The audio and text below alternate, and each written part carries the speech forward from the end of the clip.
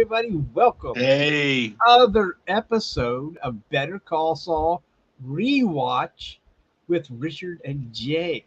I'm Richard, hey, and I'm Jay, Jay. he's Jay. I'm So Jay. this is episode Five. 5, Black and Blue. Yes. So, and for us, this is episode 6, not 2. I got the wrong background there, but it doesn't matter if you can actually see it. But I thought I updated that. I guess I didn't update the, but it doesn't matter. We're here. We're Nah. talking about it. Black and blue. Yes. Yes. Yes. Jay, another tight episode. Another not wasted moment in any of the. I mean, we say this every week. Every week we say it's tight. The writing is crisp. The Yes. characters are ready to go. And the thing is, if you stream this, you've got to hit pause. You just can't walk away and get your soda or your beer or your food because you will miss something important. There is no, I'm going to walk away for a few seconds because you'll miss something No. very important, something that will come back later on probably. Absolutely. But Absolutely. anyway, it's Black and Blue. It's episode 5. Uh, so, Jay, how does this damn thing start? um, it actually starts in perspective of another Coldplay, where it starts off where they have some type of music in the background, and with that music, like had like a floss or some type of chemical bottle, and water was being poured in. And when I first saw this Coldplay starting off like that, I was like, okay, this seemed like we're gonna be doing some more meth, like in Breaking Bad. I was like, okay, what's going on? What they're doing, and it kept on going and everything, and then found out it was not really meth, but it looks like they were someone was molding some type of engineering scale that was Oh going into yeah, play. yeah. I kept thinking, I mean, when you watch these things, real quick here, you got Hmm. to pay attention to these things because later on, when they do these cold things, it's going to come back. Yes. Usually in the episode, so you might be thinking, and that's what keeps you going. Okay, what the fuck is that thing? I mean, what the heck is that thing they're building? Yeah. I mean, that Exactly. metal square thing. You're like, so go ahead, Jay. I'm sorry. No, no, it's quite all right. I'm glad you uh, hit that point right there. But it was very surprising, and like you said, a very important part is that with these Coldplays, they are going to play a very possibly some type of point in the show, which is great, and it keeps you going. So it kept on going, and they were making the music and everything, and the guy that whoever was doing it was very patient and everything, and it was a scale and put then at the end of that almost at the end of the Coldplay they it was some type of engraving, but the engravings was in German, and Yeah, I yeah. don't have it in front of me. I don't know if we could get a picture of it, but it was engraving of in German, and I did find out the translation of that in German, and what it means is that with love, your boys, which is Oh, okay. something that is very, very important. And I think we'll continue with us talking about it, but it's very important perspective of things. But that's how the Coldplay ends, where it shows the scale in mold, some type of engineering scale that might have been used during the time with construction of the meth lab. And that's what it said at the end, with love for your boys. So that's kind of Right. how it starts off. The show starts off, and then we get to the credits with Better Call Saul. Okay. Real quick, we did miss an important scene last week's show. You brought Yep, this that to my was one of attention, and yes, that's we what my have to next part mention it because was. it does play into the beginning of this episode after the cold play, as you put it. One hundred percent, one hundred So percent.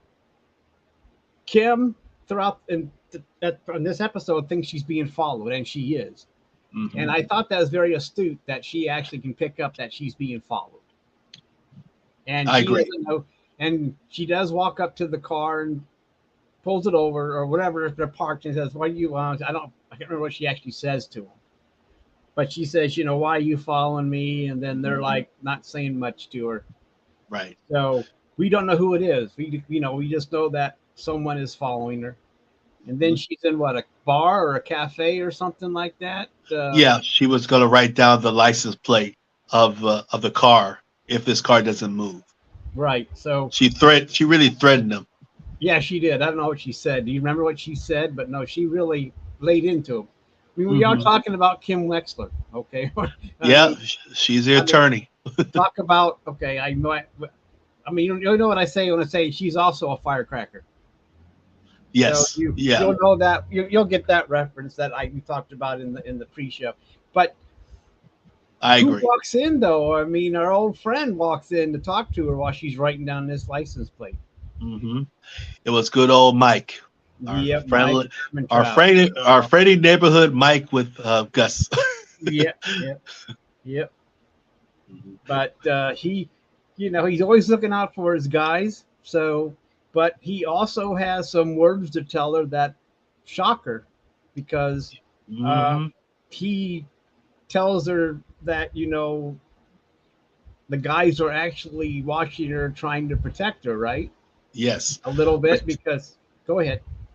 no, because someone is going to be possibly could be coming to get her and Saul, and someone that she really felt that it was all done with. I mean, something that she was feeling comfortable uh, earlier, that everything was fine, and then Mike mentioned something like you said that really terrified her to get a little bit nervous again. Well, yeah, when you're told that Lalo is still alive, Yep. Dun dun and dun. yeah, it's he's talking to her, giving her the spiel, and then I mean, then he goes, "Look, Lalo is still alive, and we're watching you." And she's Mhm. like, "Oh my God!" I mean, because Oh, yeah. he's, I mean, everyone except for Gus, everyone thinks he's dead. You know, Exactly. Exactly. so woo, so that's Mhm. big news for her. I mean, we kind of suspect. Well, we find out that later on, but we suspected it too because Gus thought so. So we knew he was alive, but now that Kim knows, so that means in this episode, Jimmy's going to find out that Lalo is alive, and that's going to Exactly. send some shivers down both their spines, because they Exactly. thought a man that's out to kill them or injure them is now alive, and no one knows where he is. No, still don't. No one No, no, knows. no Gus one. doesn't know. Mike doesn't know. Yeah, Those is are two he? people that would need to know. Yeah, wherever he's hiding pretty good. I don't know. Maybe he's in Hmm. a warehouse. Maybe he's in the RV with Walter. I don't know. But Yeah, maybe in the sewer yeah, maybe, lines. yeah, maybe. So after, I mean, that out of the way, we Kim finds out during that episode that Lalo's still alive. Going back to this episode, we come back from the Coldplay, and what did you say about that when we came back from that? Where were Um, we? but prior to that, I'm gonna just get back to the cafe scene, which was Okay. from another episode. When one thing I think it was really important too is Kim asked Mike a very important question, and that question was, why are you telling me? Why are you telling me and not Jimmy or Saul? And Mike Oh yeah, replays back to her saying that I think you're stronger than he is yeah. to take all this And shocking news compared to giving it to Jimmy. So I think that's a really important perspective of things that make him kind of think about things a little bit more from that too. yeah, well, we know that she is, but still, for Mike to notice that from what little he knows of her, and plus he has to come out since he knows someone's. I mean, as we know, he doesn't like having the cops called on his guys. We know that from Breaking Bad that that's a big no-no. You don't call the cops on my guys because I might have to kill you. So Right, Mike, exactly. Mike might have to come and do the job, but still, yeah, and you're right. Mhm. I mean, she was shocked, but she didn't freak out like Jimmy would. No, no, that's the thing. That's exactly a great point. Great point, and that kind of leads into the episode, starting off the episode where Kim was in bed with Saul, and getting up really early in the morning and pretty much walking towards the kitchen, and she took one of those chairs and put it on the stool, or should I not the stool, but jammed it up the door to kind of make sure no one doesn't come through because she was so nervous now Yeah, that yeah, Lalo was going to come in or whoever, maybe Lalo or somebody, but she was just nervous and she just came and just said, "Okay, I'm not. I need some protection." So that's what she did. That was the first part of this episode of Black and Blue. yeah. Because now she's on uh, the defensive, Yes. and rightfully so. Now that Mike has told her the news, so after she does that, isn't this where like Jimmy is like all happy and stuff, and she's just sitting there thinking about what's going on because he doesn't know what's going on yet, right? I No, mean, he doesn't. No, no, he does. He because did for get him, up. it's He did all get up roses. too. It's all coming up roses. All his clients, him getting his own office now. Hmm. Uh, that's and so he's like woo doo doo whistling again, oh happy day, and whatever he would do, but I guess it was a musical. He'd break out in song, but Yeah. and luckily there was no musical episode for this series. We didn't No. want that. We didn't want to see these guys singing and dancing in the middle of trauma and mayhem and No. everything else going on. That'd be the last thing you'd want. I Exactly. don't know what No, we song don't want that. I don't know what kind of song that you would sing while Mike's shooting somebody in the head, but Eh, I guess they'd come up with something. I So might. anyway, I might. But I think what I think Jimmy walked into Kim in the apartment, and he saw the chair. He was looking at the chair, and he was yeah, kind of wondering about it too. And then he kind of sat by Kim and kind of had that regret of saying, "Man, if I just didn't get you involved, Kim, I mean, this regret of feeling to her." And if he felt really bad because I mean he brought her into something where she shouldn't have maybe even been around, but she got into it. But he felt so guilty. But one thing he did say to her is that I'm just glad Lalo's is dead, and that's why I want to reach out to you, Richard. Is and maybe you okay, can ask me this is after she said that, or not after what Jimmy or Saul said.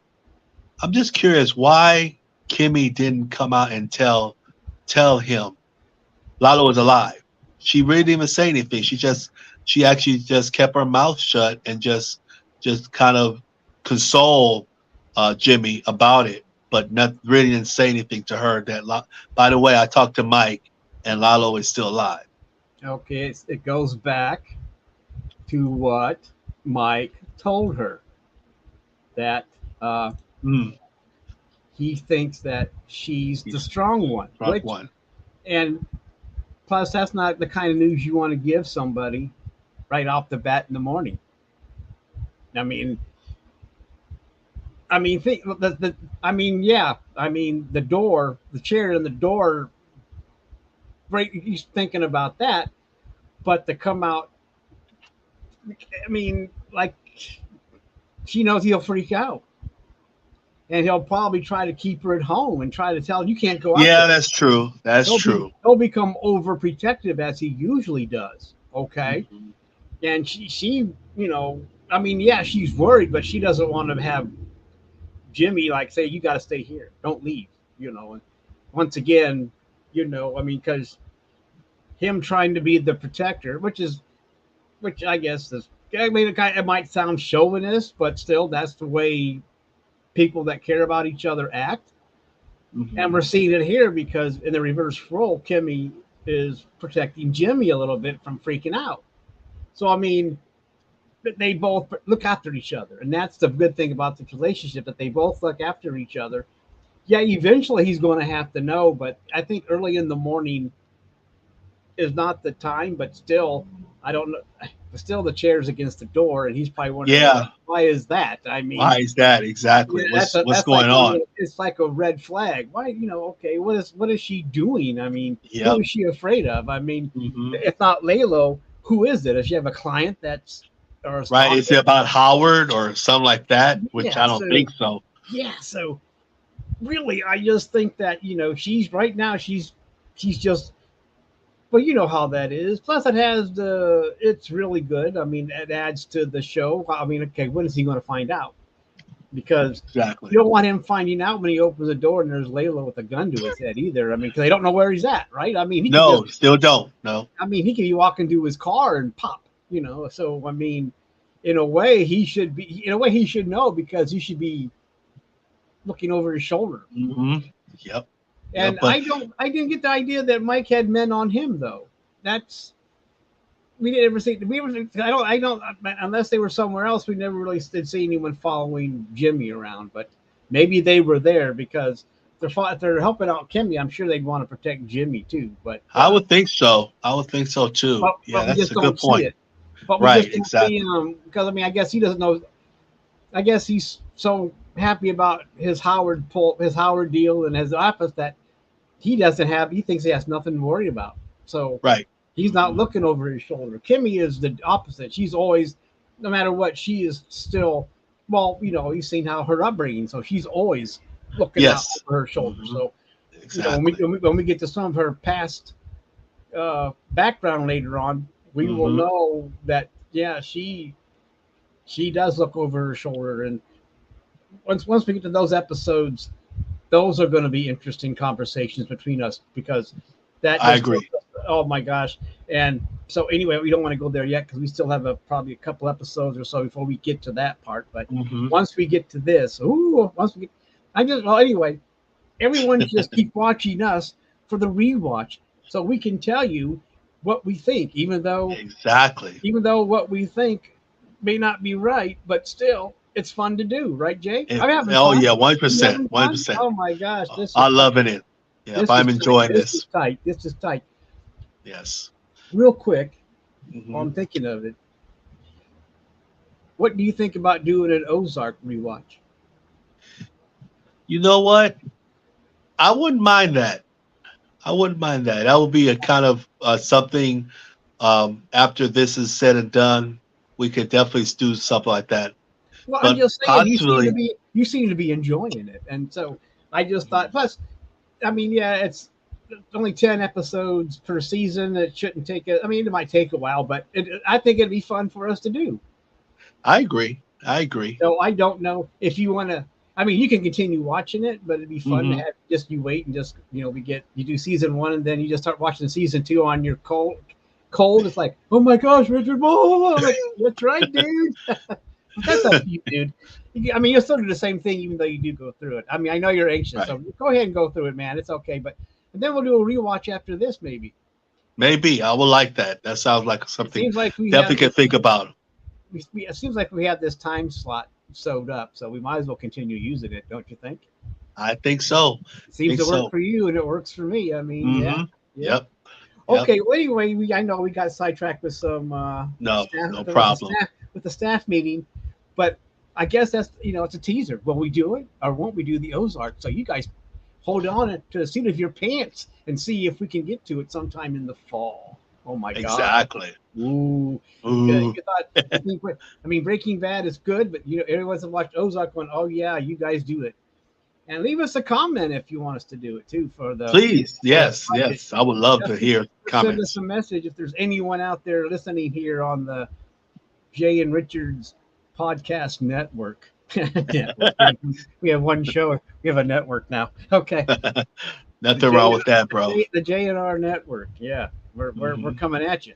Soon be Yes. on we have our own channel on Hulu pretty soon. So keep an eye out for that. That'll be worth the high price of admission for Hulu too. Us. I agree.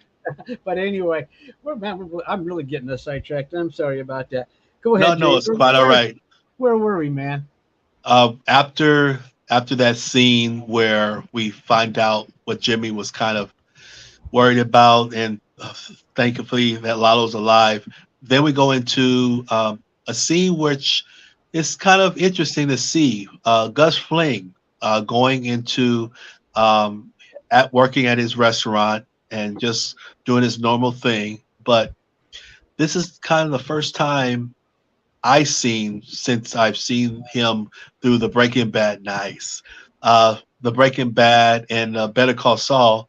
He looked a little nervous to me when he was walking into his restaurant, but he is so meticulous when it comes to his work. I mean how he puts down the pen when he was doing his work, how he put down the paper, how he was walking toward the front of the restaurant and kind of make sure the shirts are nice and tidy. So Well, it's interesting. it's more of that OCD, man. Yeah, yeah, And I think you so know, too. I'm going to tell you right now, I'm the opposite of OCD. So, so if you would ever look at my desk, you're like, oh my God, that's a total mess. But Mm, I've always told people it might be a mess, but I know where everything is. exactly, I know, okay, exactly. it's under this pile of shit. I mean, crap. Hmm. Here it is. I know where it is Hmm. because when I was married, my wife would organize it, and I couldn't find nothing. Even though it was organized in a nice little fashion, it's like, no, That's it was not on the your floor. way. It was on the floor over here. Where it's on the no, it was on the floor. Well, with this mess. Oh, come on. But yeah, that's neither here nor there. But just to tell you that I'm the opposite of Gus. Mhm. I mean, I can organize if I need to. I mean, I do have file folders with bills and stuff, but notes and stuff, it's like, I know where that crap is. But Yeah. anyway, that's too much personal information on my part. But I just want everyone to know that I am not anywhere near Not OCD at that time. Gus is kind of meticulous, being neat and everything. So Well, we saw it in Breaking Bad too. I mean, even when he was killing the dude down in the lab, he was mhm. meticulous. I mean, he wasn't like he rushed into it, cut his throat. No, he took his time getting taking getting on the getting ready for murder.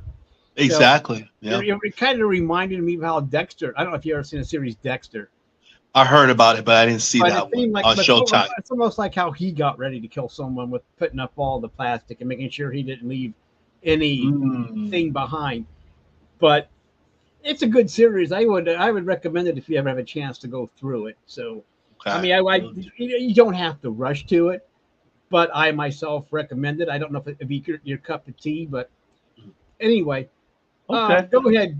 Where are we at? Where Yeah. I'm getting this all over the place. I'm sorry. No, we're good. We're good.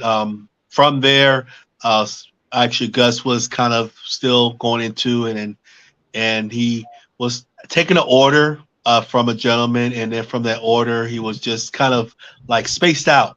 He was spaced out, and all of a sudden, this person in the back dropped something by accident, and this first time you kind of see Gus like startled. He was like, "Oh," a little startled for a second, and when he did that, then he took a break and went in front of his restaurant, and just seeing him that way.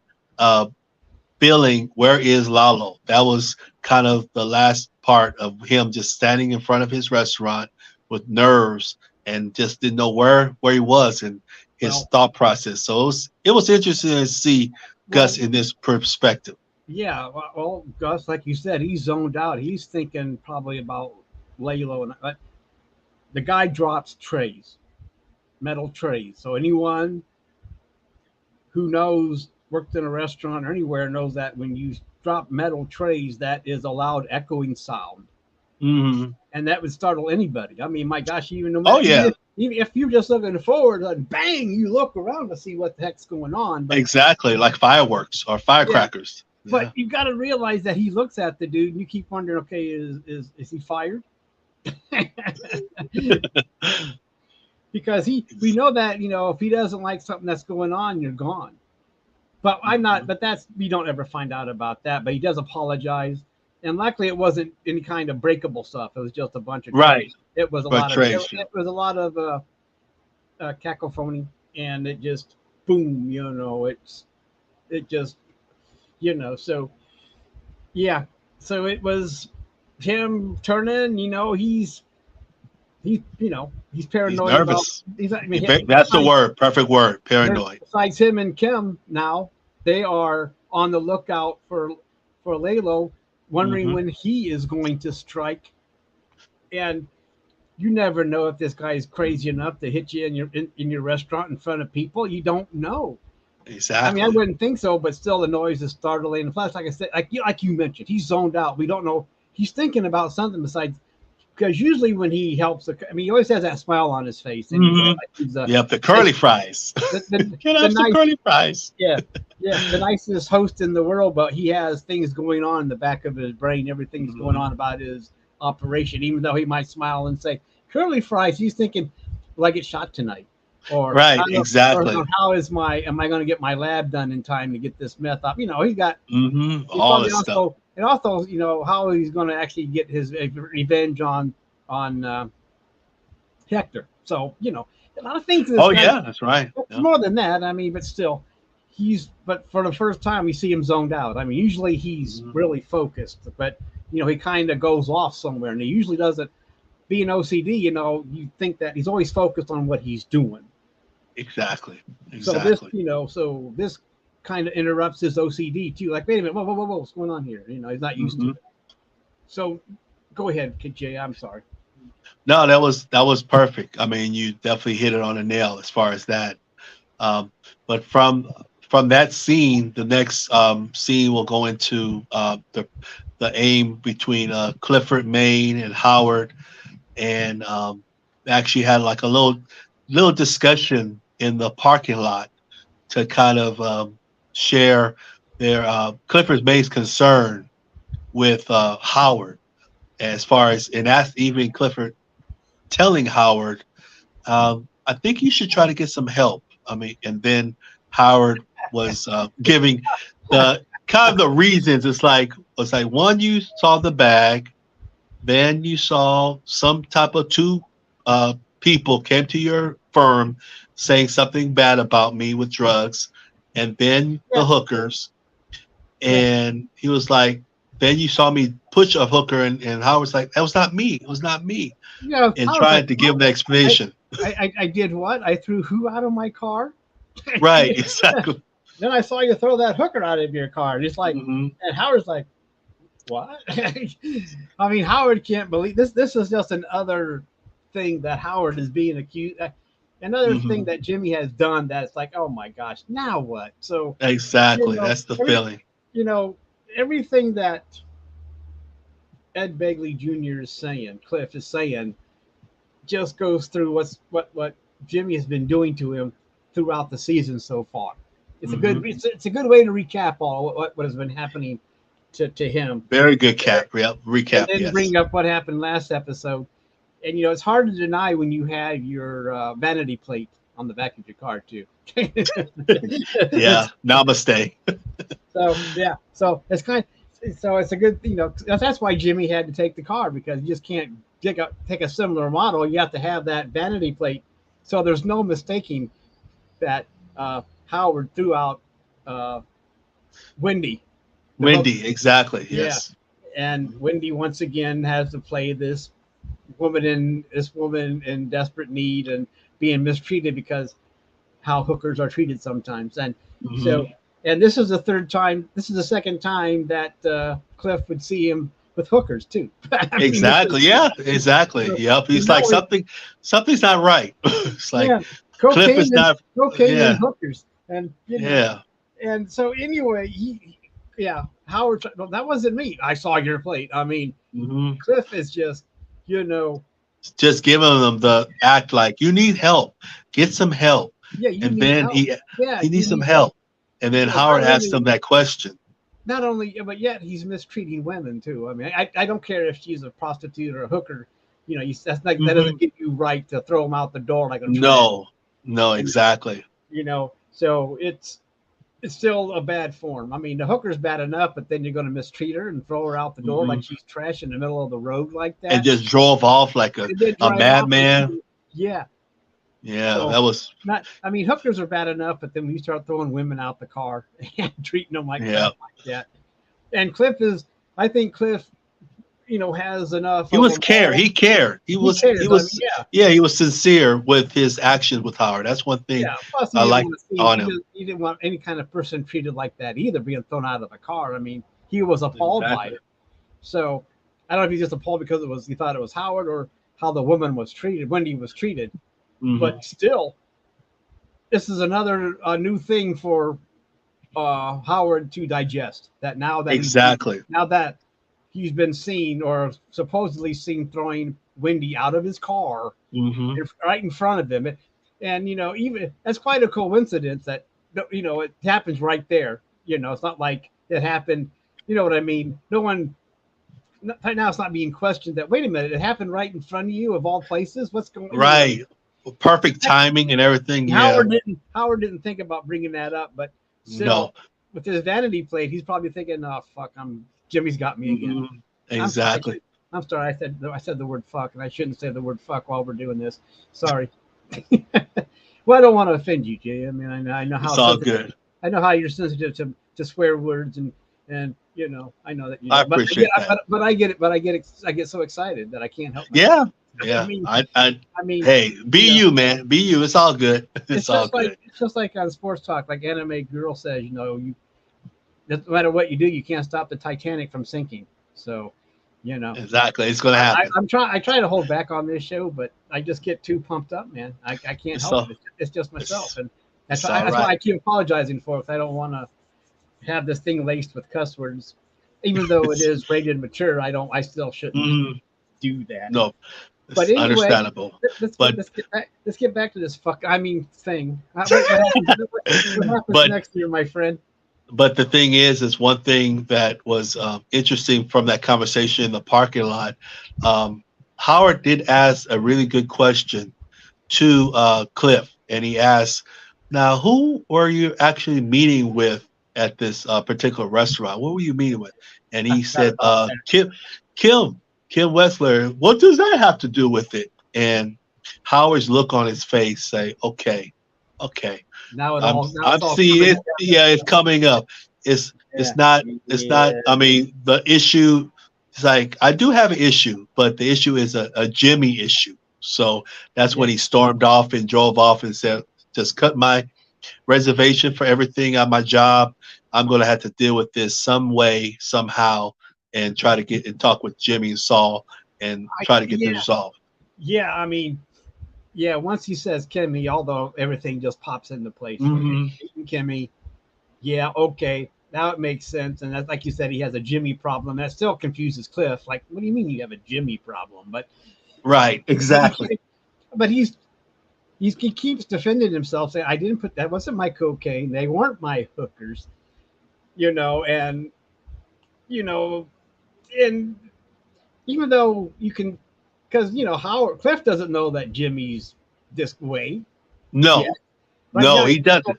He knows a little bit. I mean, he knows a little bit his little antics with the suits and doing the little jokes with the farting and everything in the job site and everything. So I think Cliff knows a little bit of Jimmy's antics or Saul. It's kind of extreme, but still, he keeps thinking. He's like, that's extreme for a guy to go through all of that. It is. I mean, it has to be hitting Jim at some certain point. It hits Jimmy at first of all, it hits Jimmy in the pocketbook trying to hire all these two hookers and do all this stuff and was that real cocaine that was in, or was that fake cocaine? It was fake. It was fake. I think it was like baking powder. I gotta keep thinking, well, where did Jimmy get cocaine? But I guess he has. He does have somewhere to get it. I mean, he knows people that if he said I need some cocaine, they just give it to him or he'd buy it. I mean, he does have the connections, right? I mean, yes, he does. He could probably walk in and take a few bags and walk out, but he doesn't want to get arrested either. I mean, he doesn't want to get caught with cocaine. I mean, then he's up the river. But still, it's just the appearance. It doesn't matter if it's baking soda. It's there. Okay. Exactly. I mean, I guess the best thing that Howard could have done at the time was probably open it up and say, "Look, it's baking powder," instead of just not, things you should think of, but you don't think about. Yeah, you don't. You really don't. Because you're in shock and you don't want to open it up and get cocaine on yourself because that makes you more guilty if you get caught. Because you have exactly. You could have cocaine residue on you, not just from opening it. You don't want to accidentally do anything, but So Mhm. you've got to walk away from it. I mean, once you open that bag, that makes you even worse because But Yep. anyway, it's Yep. just interesting how all this is. The Because plan was Howard could have. The thing is that one thing, just like with the cocaine, I like how you're mentioning about if Howard just opened it, that would have been it. And also another thing too was the other episode we saw with the car with the parking structure. What if Howard came out and just looked and said, "Hey, this is not where I park." yeah, That's another interesting scenario there. yeah. Like Howard kind of, I mean, things were going so fast, he just was not thinking. well, We yeah, want to be here right now if that was yeah. the case. Well, yeah. It's like how much does he notice? Would he even notice that the sign wasn't there? And plus, looking down and say, I didn't park in the yellow striped area, but Hmm. he's too busy.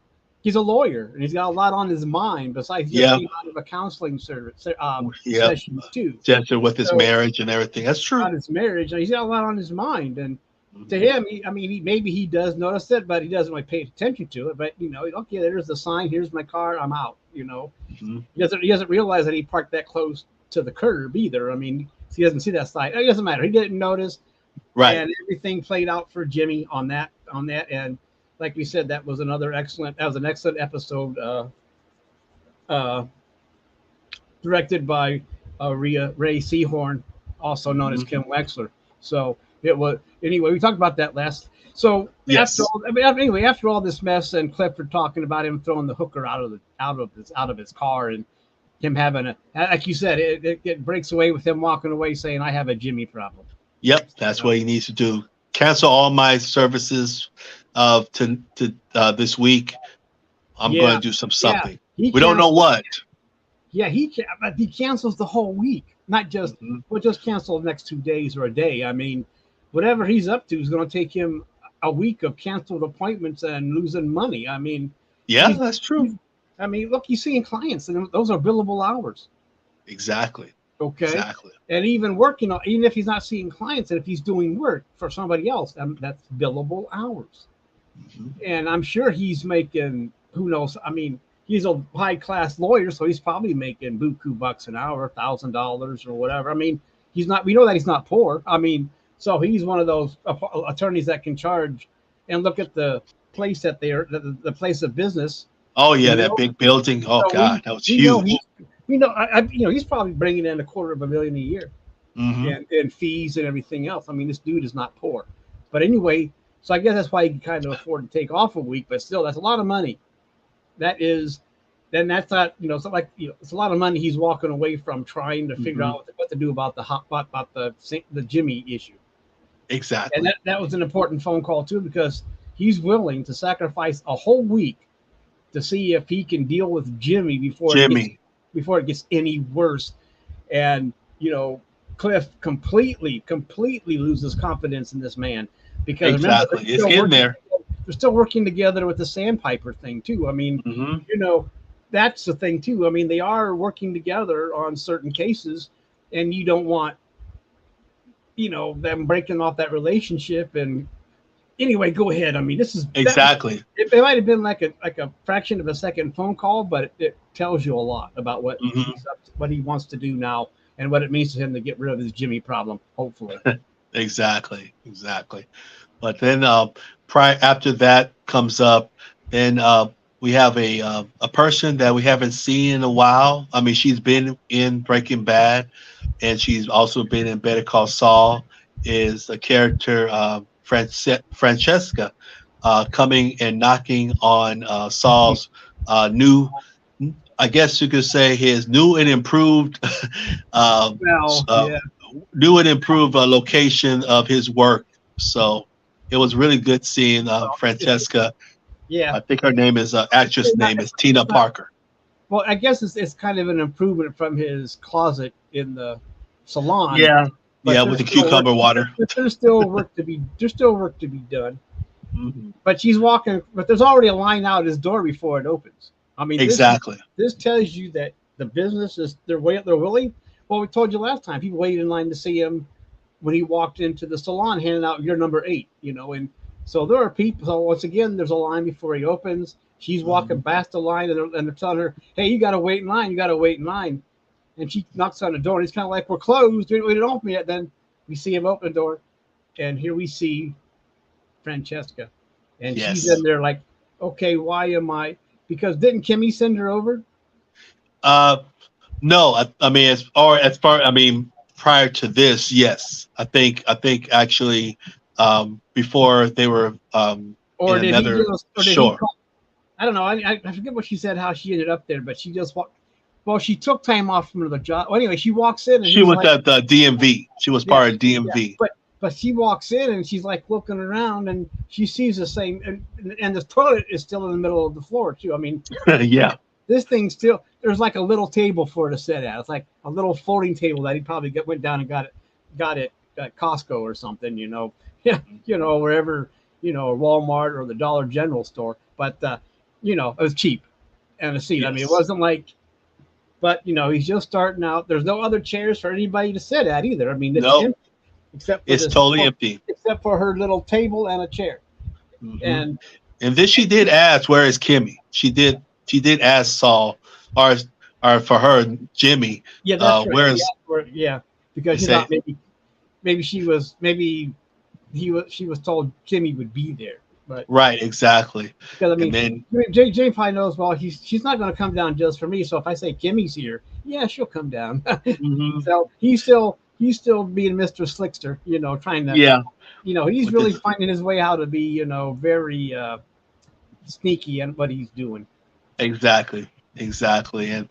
And then he actually relayed to her that they're not just partners now; they are actually are married now. So I mean, it was funny how Francesca's look on her face after she said that. Oh, really? It's like Oh, surprised, very surprised. Like, oh, you guys are not yeah, a not just partners, but you're a married couple now. And yeah, asking him what happened to the old folks that you used to work with. It's like, what's happening? I don't see that now. It's like, what's going on? And now you call yourself Saul. So yeah. she had a lot of questions, which I know Jimmy. I mean, it would took the whole episode to explain himself to her about We why his name is Saul, not Jimmy. we'd have to we'd have to cut away and then have a thing that says 2 days later, and that's why I'm Yeah, Saul. That's why I'm called Saul. So, yeah. yeah, exactly. So anyway, she has a lot of questions, and Jim, you know how Jimmy is. He just yeah, okay. And of course now and then she wants to leave after finding out what is this. I mean, Right, exactly. you know, my receptionist, and she goes, Jimmy, I took the day off from the DMV.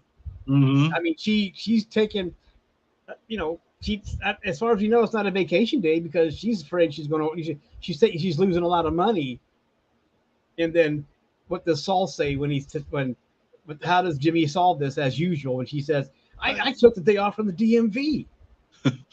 It's all about the money. And he It's goes, always well, about the money. what is it? And she goes, and she's still, well, I'll pay that. And then she starts to walk in. I goes, I'll double it. Exactly. And she's like, Exactly. are you doubling the pay that you were going to pay me? Or are you going to double the money I'm making at the The DMV? V, right. And Jimmy Whatever is thought about cheaper. it. Jimmy's like, oh, Oh, I didn't. Okay.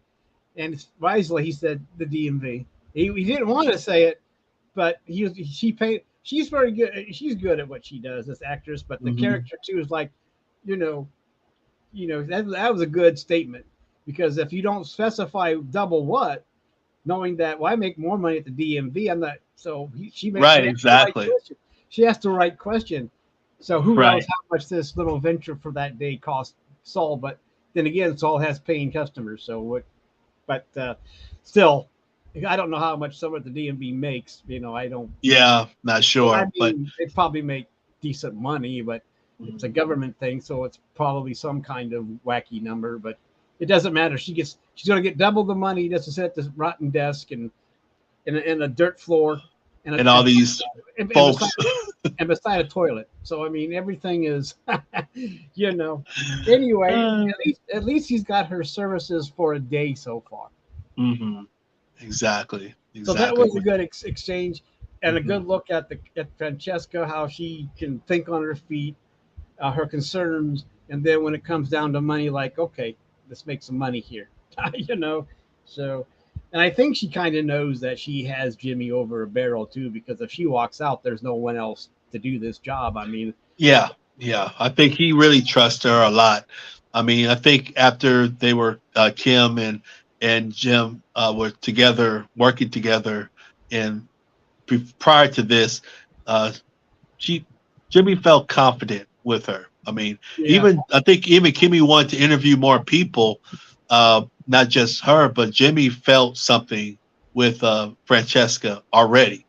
Well, And it's somebody you know too. I mean, it's that because if you're hiring some stranger off the street, and plus we got we know in the future that she also has to do some kind of shenanigans. I mean, it's not like Mhm. a straight job. We know that No, this person, no, this person, as we get into the other stuff with Breaking Bad, we know that okay, she has also be willing to do some shenanigans that may hmm be a little shady, right? exactly. Yes, yep, yep. Especially with a certain phone call. And hmm that's referring to Breaking Bad, but I'm not going to spoil that. But I'm just going to tell you, No, if you haven't watched it, there's a phone spoiler call that, alert. yeah. Well, it's not a spoiler; it's just a teaser. Like she makes a phone call That's that true. could get her into a lot of trouble if she gets busted. But it hmm was anyway. It doesn't matter. So anyway, she does take the job. Oh, she takes the job for that day. We don't know if it's going to be a. We don't know anything yet. We don't know if she's going Exactly. to, and we don't know if that double the money that Jimmy's offering is going to last forever either. We don't know what. But anyway, she's there for the day. There's customers outside waiting to come in, hmm and I guess and there's no seating, so we don't know if they're going to be able to come in and stand around or have to wait outside to wait their turn.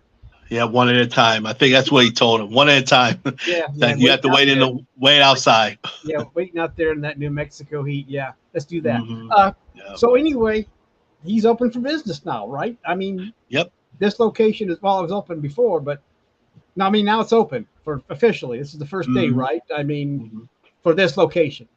Yes, for this location. I But mean,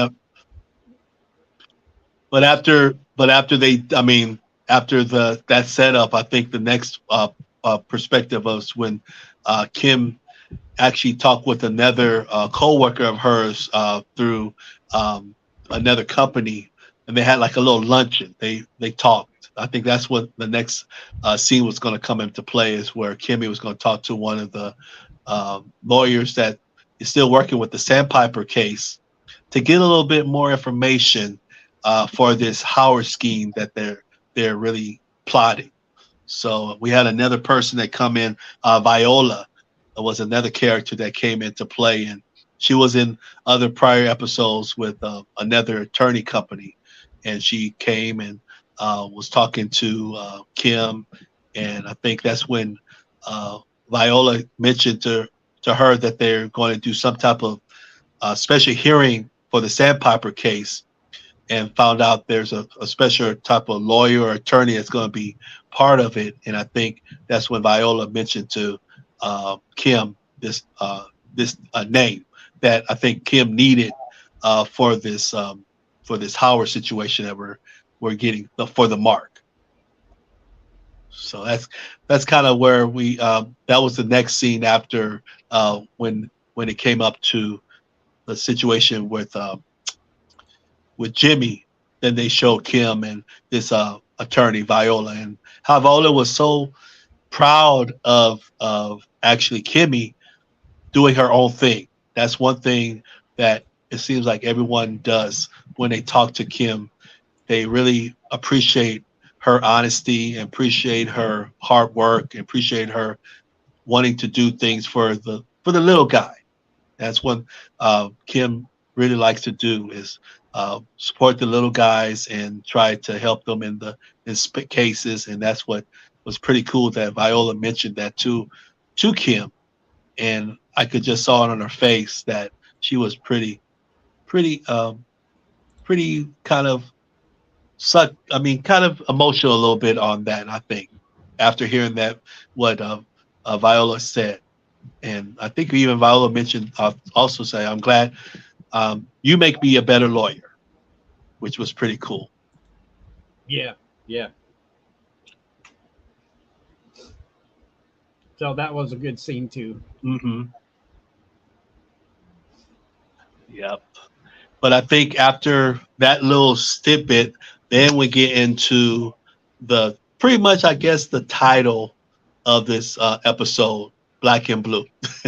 That's when we come into play where Jimmy was on the road for another case, really late night, and it was for a guy that had some type of issue, and his name was Mr. Ward, Yeah, yeah, which was yeah. pretty cool. Mr. Ward needed some help, and Francesca was on the phone with Jimmy, and Jimmy was like saying, "Why do you need to meet me?" And I think he mentioned it sounded like a money. Money was good, so that's when Jimmy walked into this building and saw Mr. Ward and found out that Mr. Ward was Howard, which And was where is Howard standing against? What is Howard? I mean, this is not. I mean, this is turns out to be boxing, uh, a boxing gym, yes. because there's Howard standing right there by the ring, and it's like, oh my gosh, this is Hmm. incredible. I mean, what?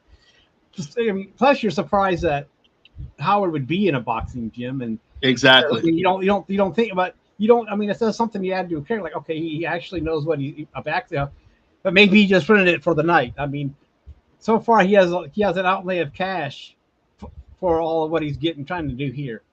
So Yes. they're at the this is the box. I mean, and he's confronting Jimmy about Jimmy, all and the stuff.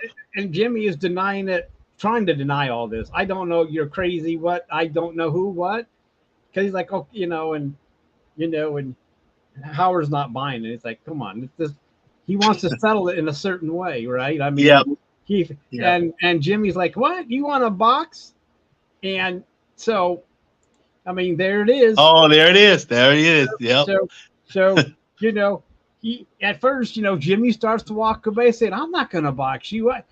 And then he stops and pauses and says, "What the hell?" Like play the What the singer, heck? "What Yep. the hell?" Maybe he'll be able to get the upper hand because I mean, I guess what he would say, Jimmy could be a scrapper, knowing that his past from childhood. Maybe Right. he thinks he might He had some still fighting experience. yeah, knowing that years of not fighting kind of makes you a little rusty, but still and look, Jimmy's not actually the biggest guy in that ring, and Howard seems to have some definition on his arms a little bit, a little bigger arms, and probably a longer reach because he's taller than Jimmy. So Hmm. things you have to take Exactly. doesn't mean much. I mean, you can still win, but still. Anyway, they gear up. I don't know. Jimmy was able to find some sweats, and they put on Yeah, sure the head. did. It was headgear and everything, and I love the music in the background with this. It was pretty cool. The perfect music for it and everything. And Jimmy was acting like Jimmy, as always, like a little clown and everything, and walking around dancing and everything. And saying, "I'm the champ. I'm the champ. I'm champ." Yeah. It was At it least was they so didn't funny. at least they didn't play the Rocky theme. Right? Yeah. That would have been a little bit too over the top. Yeah. And Oh, that very would have good. and that Good would have word. thrown the series in from a serious one to some kind of parody. And we don't want to do that. So the music here has to be right there. I mean, it has to be its own. It could be a song, but not Rocky, where we're going to make it Right. up because everybody would stop taking it seriously again. Think, oh man, this is screwed up, and Mm-hmm. so you know, it. The music does play a big part, and you don't want to go over the top with even though Jimmy clowns around, we don't want to go that far with it. And that's why Exactly. at least they didn't pick some kind of Rocky theme where it would really screw up. That probably would have turned off a lot of viewers. It would have turned me off because it's not a parody, that much of a parody. No, it's not. No, no. I mean, this is serious crap going on, but even though there's humor in it, there's still serious crap going on. I mean, come on. Hmm. But Yeah, anyways, they're in the ring because like Howard was upset. I mean, Howard. This was hope. This was Howard's kind of deal to try to let's bury the hatchet. Let's fight yeah, it out and let's like men. deal with this like men. Exactly. Let's deal with it like Wow. men and try to just carve it off and everything. And that's what they did. I mean, it was. I mean, Jimmy was being a little silly. But then when Howard gave him a little punch in the ribs, I mean, they said, okay, Yeah, this is not fun no more. This is being a little serious now. yeah, but Howard's mad. I mean, Jimmy Yes, joking around all he right, does, but exactly. He was Howard, serious. yeah, you know what you say. If you mess with the bull, you get the horns. Yep, exactly, I mean, exactly. yeah, Howard's not, Howard's not, he can joke all he wants, but Howard, has had enough with all the hookers, Hmm. the cocaine, the so-called cocaine, Hmm. and it has to end because it's because Cliff is like you said, Cliff wants to, you need help, so whatever, this is getting really serious on Howard's side, where Hmm. people think he needs help, and so Jimmy could be joking around, but then now, like you said, he gets set and thinks, okay, Howard's not screwing around. He's got to get serious himself. So Yes. so it continues, and Hmm. Jimmy's trying to get in there, but Yep. It it was a good. I mean, it was a very good scene between the two with the punches and everything. And then Jimmy did get some punches into Howard too, which was good. He gave him a little rub, hit him in the ribs and things like that. But all in all, after it was said and done, Howard gave him a really good uppercut, and that was it. It was yeah, night Jimmy. night for Jimmy. Turns out Jimmy had a glass jaw. Slippy Jimmy. Yeah, Slippy Jimmy got TKO. yeah. He didn't slip away this time. We find out that like I said, we found out that he had a glass jaw. So plus, Exactly. I'm sure Exactly. Howard put everything into that punch too. Like I said, he wasn't pulling punches. Oh no, he was serious. He He was was serious. serious. So he knocks Yep. Jimmy down. Jimmy's down for the count. Hmm. Yep. So And then he said those statements is that, and a lot of people, I mean, I think that happens with a lot of people out there when you're a nice guy and you think you're a nice guy, you think you're doing things right and everything, and people take that for your kindness. And that's one thing I really like what Howard said to Jimmy. It's like you you underestimated me for my kindness as far as all the stuff that you're doing. And he said, "Do you think this will work and you will stop? Probably not, but it was something at least Howard stuck up for himself, and that's what I liked about Howard. He stuck up for himself uh, for for all the stuff that Jimmy was doing, or quote unquote, Jimmy was not doing, but Howard, Howard felt like he was doing, but Jimmy denies it, of course.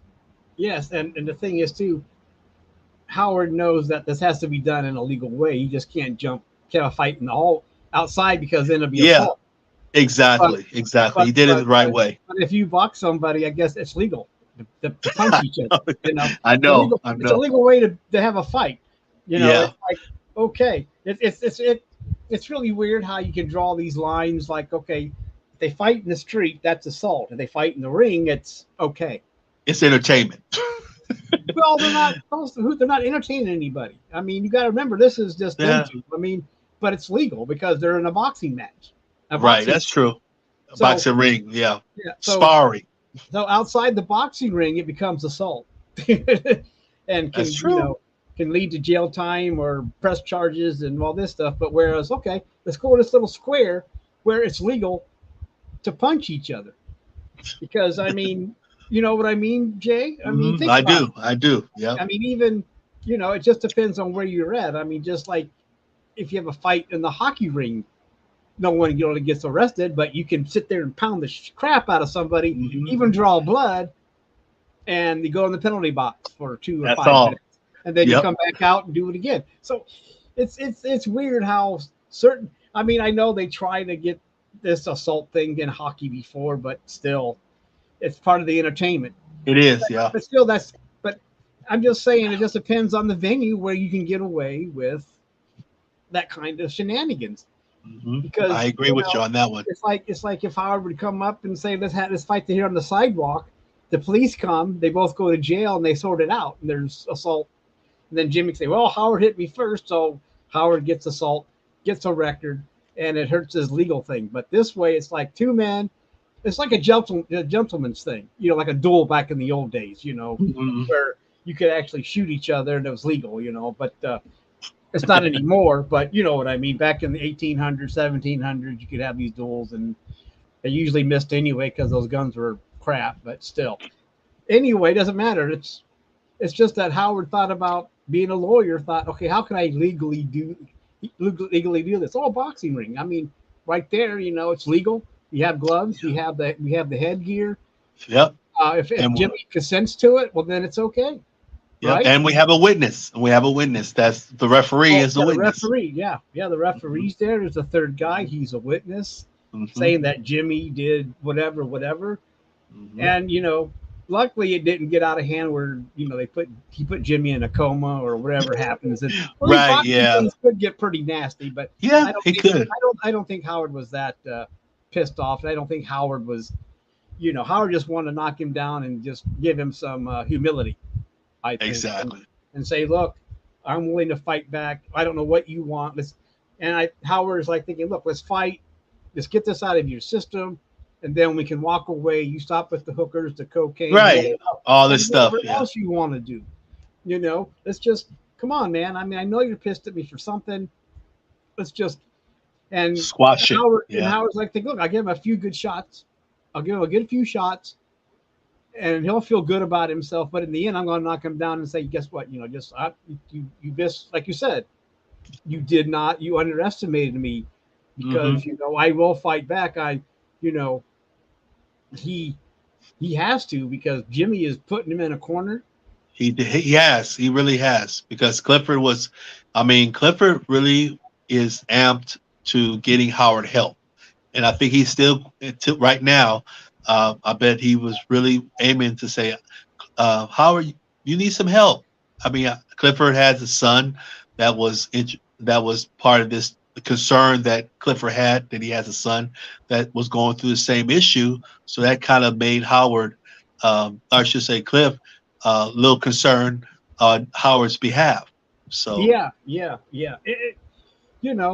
And plus, like you said, remember a few episodes when the couple came in thinking that Howard was on cocaine when they were doing yes. I can't remember who they were. What were their names again? They were in that trailer and trailer. Yes. What couple was that again? Oh my God! I need to look at my notes. I know I have it here. Anyway, they were the ones that Jimmy talked to. In season 1? Was that season 1 when he was? Yes, it was season 1. It was. So they weren't too happy to see him, and it was all part of Jimmy's. It was the plan. It was the plan. I mean, Jimmy knew what he was doing. He knew that what would happen. That's what he wanted to happen. Exactly. He wanted them to think that it was Howard because at first they thought it was Kenny. You mean that blonde was on cocaine? No, it was the other one. So they ran off to Clifford. Clifford's like, okay, but still give Cliff. It does give Cliff pause again, right? I mean, yes. You might kick him out saying, well, I can't do this, but he still, when he walks out, he's like, you can see the thoughts going on in his head, like what's going on with Cliff, and then as it continues, because remember, for those of you who don't know, Cliff has been witness to all of it. Nobody else. It's just been Clifford. That is very true. Yep. No one else. Yeah. No one else. So I don't know if Jimmy thinks, because they do have a partnership, and I don't know if Jimmy thinks that Clifford would be that gullible or whatever, but still, Clifford has been witness to everything that Jimmy has done, except for the bowling balls. That was something. I don't know where that came from. I don't know what, but anyway, the boxing match is Jimmy gets knocked down. He's not happy. He does walk away. And to me, I think this just makes him more wanting to get even with Howard because he got put in his place.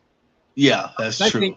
I think, like you said, he's joking around. I think he got a little too cocky, thinking, well, back in my street days, what town were they? Weren't they from like? Were they from? Did he grow up in Albuquerque, or did they come from a bigger city when they were growing up? I keep thinking he was in the tough streets somewhere else, but yeah, I think it might have been Philadelphia, maybe. I think Philadelphia or Detroit, something like that. Yeah, but I know it was somewhere where he had maybe it was Albuquerque. But when you think of Albuquerque, you don't think like the mean streets like you would of right Detroit and Philadelphia. Where gangland activity. I mean, I'm sure there's probably gangs, but you know what I mean. Yeah, I When do. you when you when you think of the suburban or the city crime rate, you think about those kind of cities where it's rampant because these cities, especially Detroit, being in decay and everything else. But it doesn't matter. He took his he took his street cred into the ring and thought he was going to win. Yeah, it didn't go right. It didn't go right. That's No, funny. But Howard didn't know about his street cred. I mean, he kind of did, but he thought, "Fuck, I mean, screw this. I'm going to try it anyway." hmm But yeah, I think Jimmy was relying too much on his street cred to take Howard down. Because actually, if Howard would have laid down, it might have been over. yeah, yeah. I mean, what do you think about that? If Howard would have just Mm. taken the fall, I mean, really gave it his all, but gave Jimmy enough hits where he kind of gets stumbles and knocks down, and would that satisfy Jimmy to I stop? I don't think so. Or I do you think think it'll make Jimmy more confident to keep continuing? Because he I mean, could have but I mean, I guess I'm thinking how what would it take for Jimmy to actually pull off stopped. get even stop? I mean, is he really out to? Would it take ruining his career to make him happy, and or would a knockout make him happy? Thinking, okay, Kimmy, I knocked him out, we're done. But then Kimmy will come back saying, no, we got to continue. 'Cause remember, Kimmy is also a major All in. She is. so, She is. and the thing is, I think in a way, Howard brought the wrong person to the boxing ring. Yeah, maybe Kim might have been a by person, and he knows that Kim is involved Yeah, because he asked that question. it should have been a tag team between Jimmy and Kimmy. Could have But been. but then watching Howard beat up on pounding on a girl and not be, even though Kimmy could get some shots in maybe because Kimmy is not, hmm who knows what kind of Kimmy is a girl. We'll find out, a girl of the streets. Yeah, yeah. We'll So definitely find out sooner so she might sooner be about able, that. who knows, she might be able to hold herself against Howard. I mean, she might. I mean, she's scrappy and she's probably quick on her feet. I mean, she's slim enough. I mean, I don't know how much, but she might be able to probably dodge more. I mean, quicker to dodge his punches than slow Jimmy. But plus, Kimmy might even be more motivated than Jimmy because of what Could have been. Could have been. since Howard thinks she can't do anything on her own. So Right. she would have Yep. been pissed off too. So she would have more motivation maybe than Jimmy. What do you think? I, I think so. I think so. I really do think so. I think it would have been somewhat interesting to see that perspective of it. It might have been maybe not in the fighting ring, but maybe something else. But Yeah, but still, you got to remember he doesn't realize that Kimmy is the one that kind of egged Jimmy on. Jimmy's starting to hmm enjoy it, but because Jimmy wanted to stop after the bowling ball bowling incident, ball, right? Exactly. and then she's He like, was done. and then she remembered that what episode was that, two or three? That I mean, it was early on in this. It was. It It was was. early on, and she said, "Well, let's continue." And he's still like, "What?" Yep. Why? Oh, but now he's behind it. I think Kimmy has drawn him in, and now he's starting to enjoy himself. And he think, yeah, let's continue with this hmm vengeance stuff. But really, he was going to be done, and so in a way, he needed to address both Jimmy and Kimmy, not just hmm Jimmy. But he doesn't realize how strong Kimmy was into Yeah, I don't think so. That's one perpetrating thing. this whole thing against Howard. He just thinks that she's just. I think she's playing along with Jimmy because they're married and Mhm. all this crap, and she doesn't know that how vengeful or how much of a vendetta that Kimmy can have as well. And we're Exactly. finding that out because she wanted to continue. So, like I'm saying, he probably should have took on Jimmy and then brought in Kimmy, and then maybe it would have been over if he would have kicked both their butts, or Mhm. Kimmy would have kicked his butt, and then she would have been sad. I think if she would have kicked his butt, she would have been satisfied. I don't know. I really don't Well, I know. don't know because if it She's depends kind how of a much. trippy. Well, if she would have jumped on top of him and just started going bam, bam, bam, maybe you know how that happens. Maybe, Maybe yeah. take off the glove and just start pounding the crap out of him, bringing out blood, saying, Maybe "Okay, she would have been satisfied. Yeah. okay, I feel better." You go to the Mhm. hospital, get some stitches, and we're done. Ooh, thank you, Howard. Now you know that I can take care of myself because I Mhm. just beat the crap out of you, and you've got Right. bloody face. So go. So if they got that far, she might have been happy with it, getting all that aggression out. Sometimes when you're able to just bring out that out. So I don't know, but Don't still, know. but still, it's it's a big partnership between Jimmy and Kimmy. So even if I guess I'm just saying, even if Jimmy would have said, "Okay, Howard," but Kimmy would have said, "No, let's press on. Don't let him beat you like that," or "I don't care. We're almost there." So I Hmm. think Kimmy would have still talked him back into it, even if Jimmy would have backed out I at the think so. boxing ring. So we got to remember that this is a partnership, and I don't think, like I said, Howard doesn't know how strong Kimmy is, wanting because she kind of wants this more than I think Jimmy does at a I point. think so too. I think so The too. way he talked down to her in that courtroom, saying, "Remember, Hmm. he's like telling her, look, you can't go on your own. I don't know what you're doing with Jimmy." So he kind of was an asshole or a dickhead to her. It's like, I'm treating her like a woman. Okay, I mean, like talking down to her, like, well, you're a little. I don't know if I was like a woman, but like he didn't think she had enough gumption to be or experience to be go out on her own. And I don't think he wanted to lose her either. I think he might have had some kind of he liked her a lot. I don't know if there's any kind of sexual feelings, but I think he did like Kim and I didn't want think to see her. so. And well, I think he also knew that she was a good lawyer, and he didn't want to lose that either. Hmm. But maybe by Yeah, his thinking, like, well, if I tell her that I don't think she can do this, she'll come back to me into the firm and she'll continue to kick butt for me.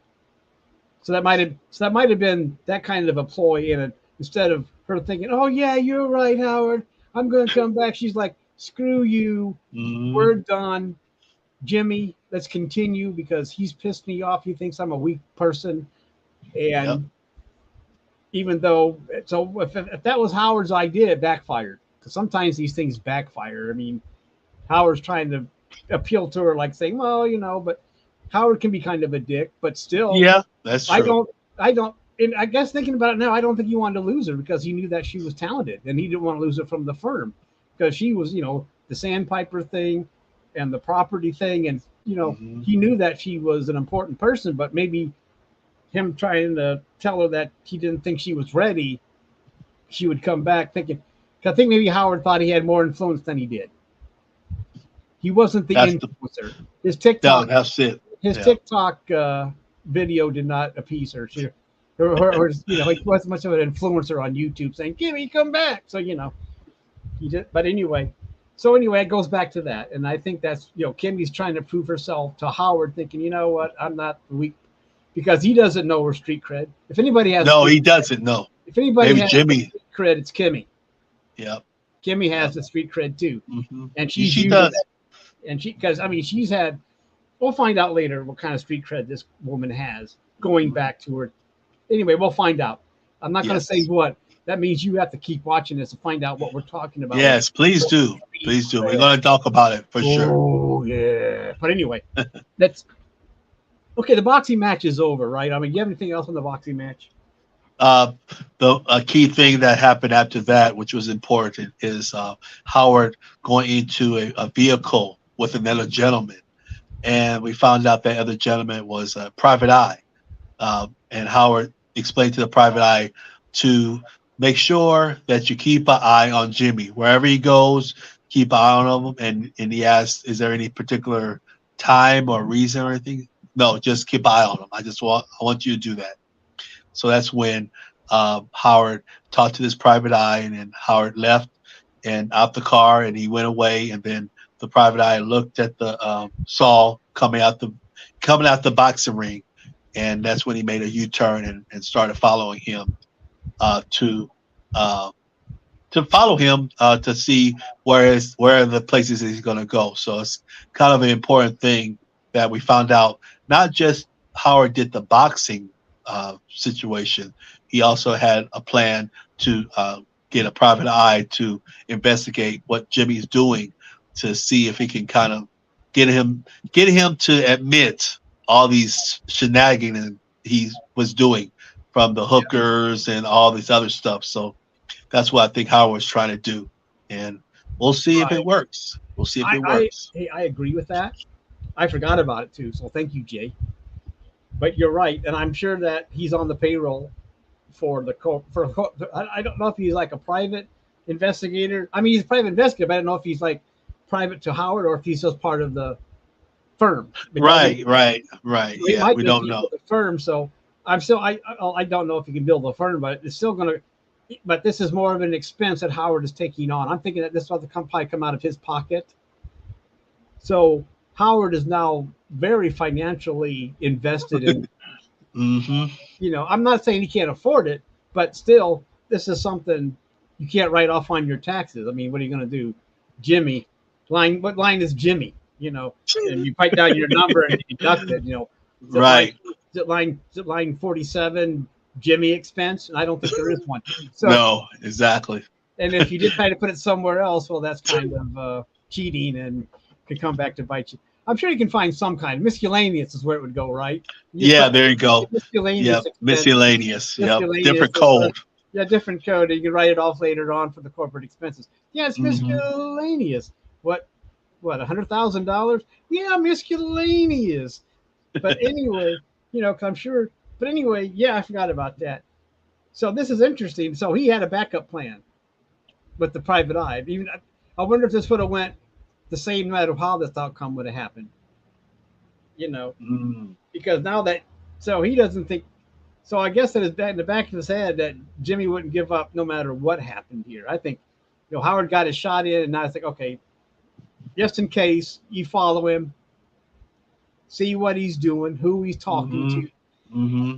because still I think Howard knows that he's not on the up and up, especially Right. after the Lalo thing in the court when people were treating him badly last episode. Remember, they were treating him Hmm. like a pathia, Exactly. whatever it's called, a pariah. God, Pariah. Yep. God, what is that? I just made up a word, pathia. Man, you So did. You're I just papaya. did. That's a Richardism, pathia. There you go. Uh, I'm gonna put that in the Merriam-Webster here in the. Well, I'll make a Wikipedia page out of it too, so people will know what pathia means. As soon as I know what the hell it means, then we'll go from You there. then you would know. But anyway, a pariah and it's oh. So we'll see. I guess now we got to find out if the private eye comes up with anything, or Exactly. That's the If next thing. Mike notices a notice. I mean, remember Mike's an eagle eye too. So Eagle, and plus Mike is also a private investigator and an ex-cop. So Hmm. and right now I'm going to assume that Jimmy is also being followed by Mike's men. If That's Kimmy what. is, Yeah, so I is would say Jimmy. so. Yep. So it's surprising we didn't see two cars pulled out of that. No. Right. I mean, it would Exactly. have been interesting to see a second car. So to give us an idea, okay, who's the second car? Well, that must be Mike's guys. Hmm. But so far we just see the one car. But I'm just thinking if they're protecting Kimmy, they're protecting Jimmy, right? That's what I'm thinking too. I'm Yeah. an amputee again. I'm sorry, but you know, anyway, it would have been interesting to see if there would have been a second car pull out to think, okay, there's two cars following Jimmy now, but we just see the U-turn and he's off to follow uh, Saul. And I think that's Exactly. when we go to a commercial break if we were watching it on regular TV, right? Is that the end of that That's scene? that's right. Or Exactly. that You're or that perfectly right. second act or No. whatever it is? Yep. You're perfectly right. And then we go into the scene where Kim is with Saul in the bathroom, trying to make some type of makeup for his accident that he Oh had yeah. The with shot he Howard. took? Yeah, the shot he took. Yeah. Yeah. So he I was think I like, think Kimmy asked about it too, right? What was mhm, that? And he's like, yeah, oh, he doesn't really answer. He's just, just cover it up. yeah. I ran into the door. One of those. Yeah, yeah, I was. One of those excuses that people make. They don't want to say they got their butts kicked. It's like the Right. best thing you should have said was like, well, you should have seen the other guy. I mean, usually, that's Yeah. you should have That's the seen the famous other guy. scene. Yeah, I got Right. this, but you should see the other guy. He's all busted up, even though he's not. Exactly. That's a toxic masculinity answer. You should have seen the other guy. Exactly. Yeah. But But anyway, it was funny how when it actually it was really funny and a good sentence that Kim said is that he said he wanted to cover it up, and then Kim said, "Why not? I mean, why? You can advertise this to say I'm Saul Goodman. I'll fight for you." yeah. Once So again, it was that funny. wicked, Kim was that, funny. that, Kim is that wicked funny. sense of humor of hers. You Yep. know, yeah, you could use that. Mhm. Or whatever. Being a smart ass as she can be. Yeah, Mhm. use that in your end. He's like, what? I mean, you can see the point, but still, you don't want to show that. You can also get that someone else can get a shot in on you too. You might have got a black eye. But that also means someone is able to get a good hook into you too. But unless he has someone laying on the ground and he has his foot on him and he's going, "Yeah, I'll fight for you," and you know what I mean, the old classic boxing thing or fight where they knock them down and step on them in the back and raise their arms, going, "Yeah, I'm the best," and thump their chest. You know? Like, you know what I mean? More toxic, I do. More toxic masculinity. I don't know if I've ever seen a woman thump their chest after beating somebody, but I don't know. I must have missed that B movie. But anyway, I don't know what I'm doing. Might be too much coffee. I don't know. Anyway, caffeine's really going to my brain, so I'm just getting pumped up about the episode too. Yeah, I mean, it's really. I mean, it was fast paced and everything. And it was funny how after Kim said that, and Saul, Jimmy kind of thought about it too. He was like very thinking about what she says. Like, I'll fight for you. That's pretty funny. So it's just very, very funny kind of humor when it came into that. And then I think from there we go into Gus's Fortress of Solitude. That's what I like to call it. His place where then we see Mike going into the other house right beside Gus's house in a truck or SUV in the back, and go into and actually talk to the security guys and say, "Is everything cool? Is Lalo around? Is he?" And then he was trying to tell them, "No, everything is good. Everything is good." And then from there, which was interesting, Mike asked, "So is Gus asleep?" And the security guy said, "No, he's just shook his head." He's like, "Go into that bathroom." Well, this is another OCD moment where Gus is washing his hands and he's fixing his tie. And that's when, he's doing this stuff. Then Mike, like you said, asks him, goes, "Well, the whole purpose for this is so you can get some sleep." Exactly. That's why they went through all this preparation, security, and all this, the cameras and all that. All this expense to construct. There's a lot of money being spent by these people. Howard, Gus, Jimmy. I mean, they're almost helping the economy with what they're doing. They're helping, and Jimmy's helping Wendy buy more root beer, and so, and probably condoms, but you can't mention that. No, we can't. I mean, even though you hope that she's practicing, and plus support her upcoming meth habit. So Anyway, that's Wendy. I don't know. I like that character. I like how she plays the character. This actress that played her. I mean, we've talked about it before. Everyone that's in this show does an excellent job. And if there was, I agree. If they would give, everybody would warrant a participation award. I know. I mean, not just for the heck of it, but because they actually deserve it.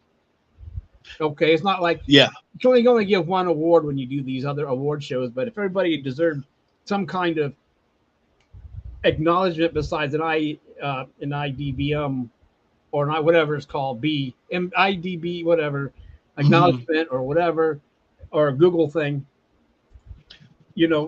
all of them would acknowledge an award. But I don't know. I agree. IDMB, right? Is that what it is? I think so. I can't remember. I'm trying to put that in. I'm trying to visualize it in my brain, but I'm sorry if I got those acronyms, that alphabet all messed up. But anyway, where were we? We actually, when he was, like you said, the OCD moment was coming into play, and Gus was scrubbing something. I don't know what he was, and then Mike was just standing there. Oh my gosh! Think about this. He has a toothbrush. And he's cleaning the caulk in the shower. Yes. Talk about a tedious task. And he did it. Anybody that has done this, because you get that residue in the caulk there between the tiles. I don't know if you've ever done that, Jay, but no, not that intense. I mean, maybe with the scrub, but not with the toothbrush. Not with a toothbrush. That's like something you see a punishing like for in prison or something. Take the Right. toothbrush and do this because you Hmm. misbehaved. But Exactly. this goes to his OCD and how he, because he's down on his hands and knees, bent over the tub Hmm. or whatever, and he's just going to town. And I Exactly. mean, with a Mike was like, toothbrush, "What are you doing?" like you said, you have this scrubber thing where you try to, you keep on top of it. But with a toothbrush and how long that would take going all the way around. But anyways, this is Gus, and I think this Yeah, is part of Gus trying to keep himself busy too because he's worried about himself and worried. So worried. He's just worried. Even when we saw him earlier with the kitchen yeah, when he was in the at his and restaurant, he so does it, and he I was think just it still also, worried. and I think it helps him think too. He keeps busy, and he's doing this thing, but in the back of his brain, plans are going forward and forward. I think this is the kind of man that he is. I mean, he may be doing something, but he still has things in the back of his brain and working and stuff. But still, Mike Exactly. comes in and says, "Look, we did this so you can sleep."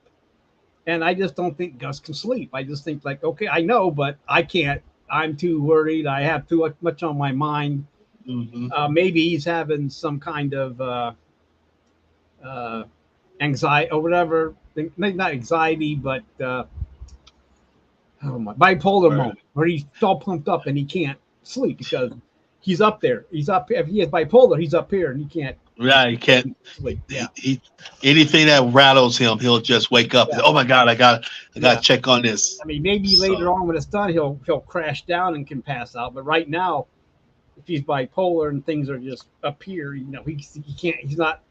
I don't know if he does or not, but it just reminds me of like someone who gets all pumped up and just can't go to sleep because the endorphins are just shooting through his brain at a high octane, and you know, plus the inner. I mean, this is a guy that could hire people to do that in the shower. I mean, yeah, that's true. He don't need to do that. he could No, get a I mean he that's could hire a whole crew. Look, clean my. I mean, after it's all said and done, have them come in and just clean my bathroom. But he's doing it himself, and this mhm. just goes to show that the OCD and whatever else is going on in his brain, and we've seen it. And yeah, this is just Gus, and this is Yep, one of his. yep, And for better or worse, that it helps him to a point. You know, but he's not exactly. sleeping. They go through Nope. all this, and like Mike says, go ahead. You go ahead, man. I said enough on that. What do you got? What? No, no, no. That was. I mean, you hit it around the nail. That's kind of the level that Gus is, and after that, pretty much that perspective of it, he got up very calmly and told Mike to tell his man that we're going to take a little ride and Hmm. drive off, and found out that he took a ride to our infamous laundromat of the meth lab, of the birth of the meth lab, seeing it from the building of the construction of it and everything, which was really cool. It's really great to see this scenario. If you're Breaking Bad fan, it's really great to kind of see this angle of the meth lab compared to when we see it with all the other characters in the Breaking Bad.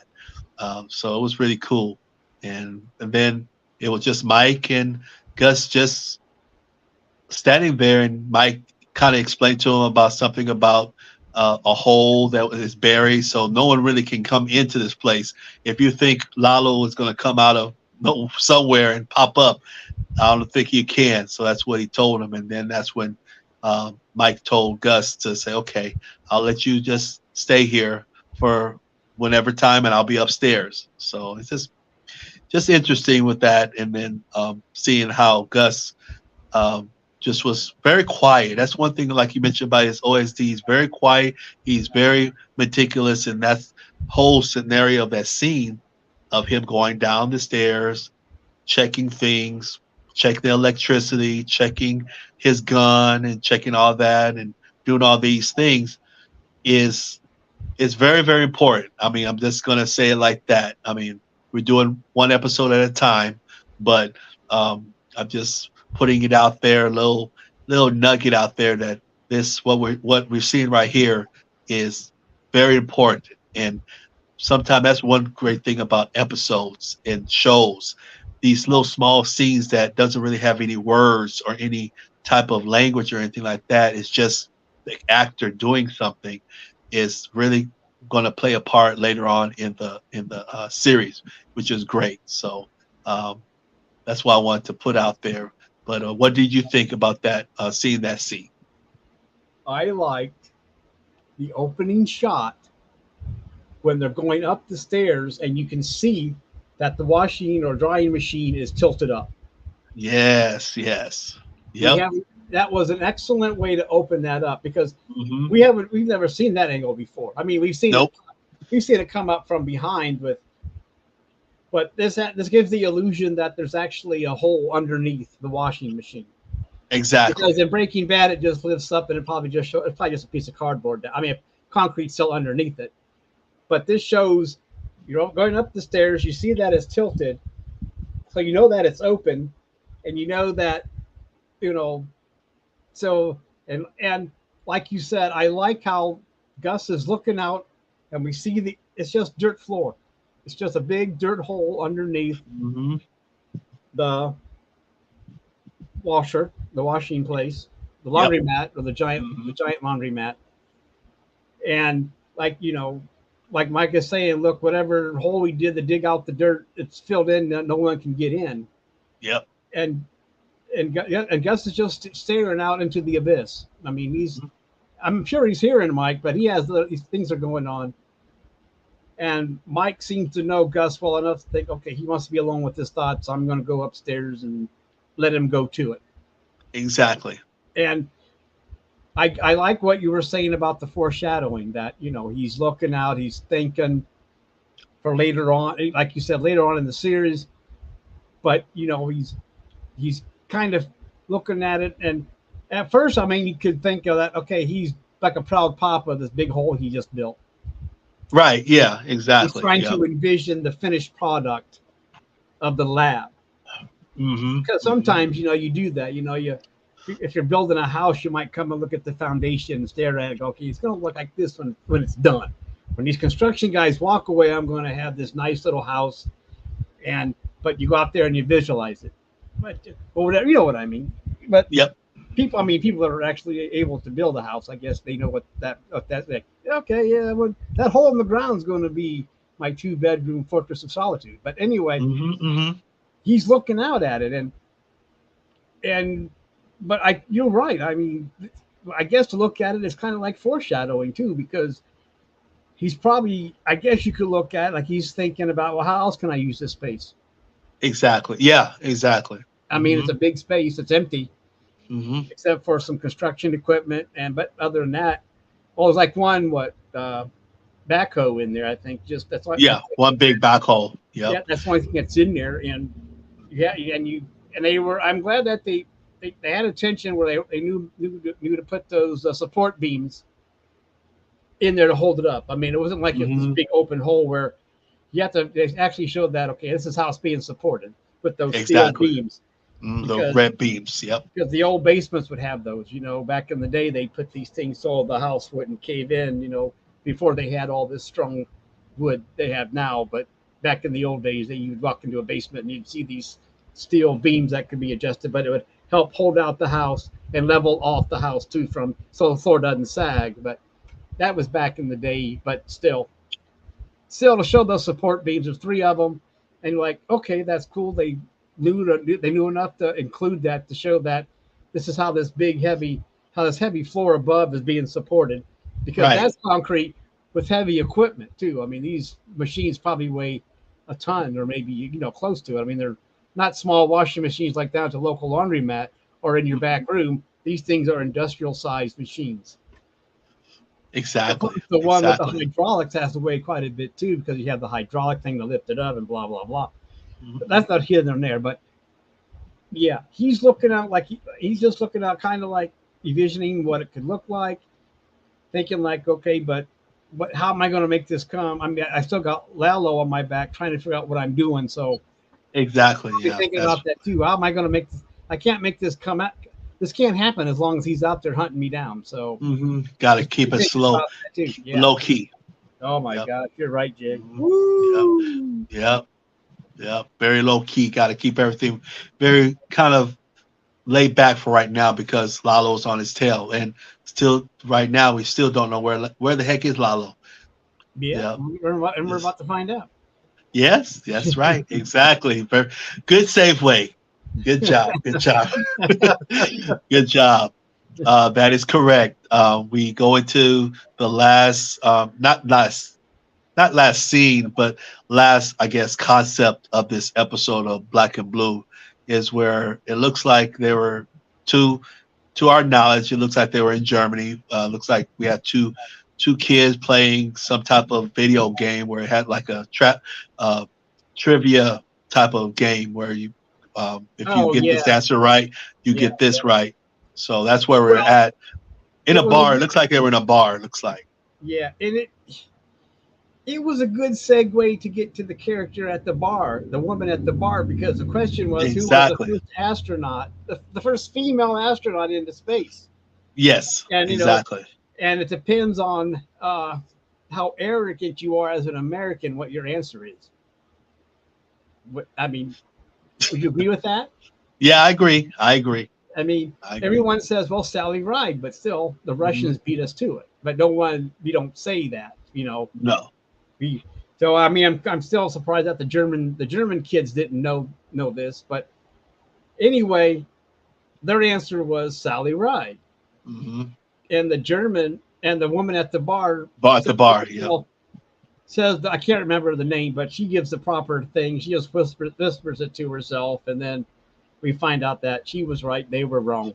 exactly. And they all mad like Yeah, but then I mean I'm just saying, us Americans, we think we put the first female in space. We don't acknowledge, we don't really say the Russian name. We just go with Sally Ride. I mean, if the exactly. question was phrased, who was the first American female astronaut, then yeah, but It's different. this was Yeah, not. But anyway, it's a good segue to this character. I mean, she's exactly. knowledgeable, and you're thinking, well, who is this woman? Yeah, who is this woman? We don't never seen her in no episodes. Just out the blue. That's when I first saw this for the first time. I was wondering who is this person. Yeah, Then we and where the rat is practically empty besides her and the two kids playing the video game. It's not like exactly. it's not a full house. No, it was very very subdued, very calm. Little looked like restaurant slash bar maybe it looks like, and then Yeah, yeah, uh, but still, maybe very quiet. But if you want to, I guess if you want some alone time, drink alone. That's the place to go, and still have fun. Yep. You know. Yeah, But yeah, and she that's what it sits looks like there. she was. Yep. Yep. Sure. And so we see her a little bit, but then here comes the surprise, right? Yes. Yes. The surprise that we found out. I mean, we heard this voice that came from the blue and very smooth, very calm and everything, and talking about. He actually did a little German himself, which was pretty cool. He did a little German, and then he said something in English, and then the bartender said, "Oh, you're American." To him and told him like yeah and then he was like saying are you from like Los Angeles or California? He said no, New Mexico. And then he put his little save way in of the hot springs that made the lady on the other side turn and say oh, I was going to be going to the hot springs. And so it was really interesting to kind of see, and then we kind of get like a little glimpse in our mindset, say, "Oh, this is the Mr. Margarita, the lady that the man that was building the construction of the meth lab, wife." And it's like, Yes. "Oh, But okay, who oh, was at the bar though, Jay? I mean, you didn't say that who was at was." the bar. I'm gonna say it like this. I'm gonna say it like this. He called himself Ben. Yeah. But Yeah. but his name, he said his name is Ben, but honestly it's not no Ben. It was He gave Mr. it. Lalo. We finally found out where it was Lalo, and Lalo was in Germany planning Gave him himself. a very Anglo-Saxon name, Ben. I mean, he didn't tell. Ben, exactly. Yeah, he didn't come out and tell that his name was whatever else. But yeah, he said his name was Ben. I guess why Ben. not? And Yeah, yeah, and finally that's found how. out And Lalo. and he knew what to say, hoping that she would bite. I mean, I guess you could say it's kind of come on too. I guess if you were It looked taking, like it a little bit. Yeah. but I'm just saying, if a guy that comes up and does an opening line trying to get a girl's attention, I mean, that does sound predatory, but still, that's what he was doing anyway. We can't Hmm. find out. But yeah, she, oh yeah, I wanted to go there, and he goes, yeah. And so he got her attention with New Mexico and Hot Springs. And you got to remember now he's sitting several seats down from the woman too. I mean, not they're Right. not. I mean, he's still sitting there by. There's just these two people at the bar. Right. Exactly. Exactly. That's true. But then they So go and sit. They actually from there they go and sit in a little like a table and have like a little small talk with yeah, but he still about doesn't. his husband. But he works his way down to sit beside her at the bar too. I mean, he does pull that move like, oh, and Mhm. then he sits down beside her and they start talking. But yeah, they do go into their own little table eventually, where they seem to be having, well, they're kind of having a conversation. I wouldn't say intimate, but they are still No. filling each other out. I mean, I don't know, but anyway, she's talking. He's asking certain questions and being kind of coy, and she's actually falling into line with whatever he's trying to do. Exactly. Exactly. Yep. And making the husband of this situation that happened to the husband um, with this cave and this work that he was doing, which he was trying to get information. It's like, do you know anything about what he was doing? And found out that he was doing something undercover, and the cave came in, and he was the last person that was there, and he pushed all his friends out, and and Lalo would say, "Oh, so he was a hero." Yeah, And yeah, he was the he he was was he was a the hero, uh and huh. and and he was he Not he exactly. he was so smooth. I mean, that's one thing about Lalo. He's so smooth when it comes to these conversation with people and everything. Yeah, So and it's another good performance by the actor, and yes, I can't remember his name. Anthony Dalton, I believe it is. Am I correct on that? I I know his believe last name. so. I think his last name's Dalton, but not the James Bond Dalton. Uh, Right. even though he Yes, could play James Bond, if he they would, could. He could. if Mhm. they would cast, someone that wasn't British. Uh, so I'm just, yeah, he's doing, and we know that he wasn't a hero of anything. No, But no. yeah, you tell her that, and she's, oh, he's that way. It kind of appeases her. Doesn't want to ask too many questions. Oh, a hero's death, blah blah blah. He wasn't shot because he snuck out and did run against orders, and they just, they don't want to take any precautions. I mean, all Yep. precautions. They don't want to take any chances of them being seen out and about. Right. Because, Exactly. people go Any by. type of word. I remember several Germans running around New Mexico. I mean, it's not like, I mean, you know what I mean. I mean, it seems like Mhm. it might be a kind of a big city, but it's small enough where why are there 10 Yeah. Germans running around sitting at this bar? And if they're actually speaking German, they're going to bring attention. I'm not saying there's no diversity in Albuquerque, but still, you don't think of Yeah. if You you'll question. You people scratch if your head people on it. remember that, you'd be like, it's just something you remember foreign people. I mean, yeah, there were Germans in here, and we don't know what they were doing. I mean, and that would lead a trail no matter what. If you don't want to take that precaution when they come back, you don't want to, not a precaution. I keep saying precaution, but you don't want it to get out there that if there's any kind of investigation, that there were Germans, because this whole Right. German Exactly. connection is supposed to be secret. They don't want to. Plus, the German, well, later, whatever, whoever's supplying the help also probably doesn't want to get connected to why the Germans are there. Hmm. But because right now we just think they're probably an independent crew. They just some kind Just of doing they some got construction. a German Craigslist. They probably did, and they answered it, and they came and did the job. Well, not quite, but you know what I mean. So, Yes. but there was a reason they were set up to stay in that place with all the mobile homes and bringing in the stuff. And Hmm. but anyway, Blowing up stuff, but anyway, but making a anyway, hole. it ended up to him being killed because they didn't want Hmm. him going back out, and they didn't want him to. They might thought he was maybe later on that where he might open his mouth because it makes him look weak. So Yep. they shoot him, Exactly. and he's dead. But now we meet his wife, which Yep. is First time. interesting. So, Yep. and I'm trying to figure out how Lalo knows that, found out that she was his wife. I'm trying to figure out how he found that out. Do you know? Do you remember? Or is that just something that we I just take for think granted? I think I recall the situation where Mike was going to that little the place where I think he found I think I remember how it went is that Mike went in and tried to get information about where was the German with the and where was he going, and I think Lalo followed him into the place, and I believe he might have heard him talk to him about the resort Oh, and so who he that's was how we going knew to see at the resort, what. and he was going to resort with the So that's wife, because he's trying to. hot springs. Yeah, because he's trying to get that flight for his wife to come visit. Exactly. That's And he, also a big unfortunately, he jump. shot that guy. So yeah. He shot the So guy that was there in we that. so there we have it. I mean, not only did he leave, he contacted his wife. And remember, this is supposed to be secret. Exactly. So He's doing all wrong stuff. but he let the cat out of the bag. Yeah, I'm in New Mexico.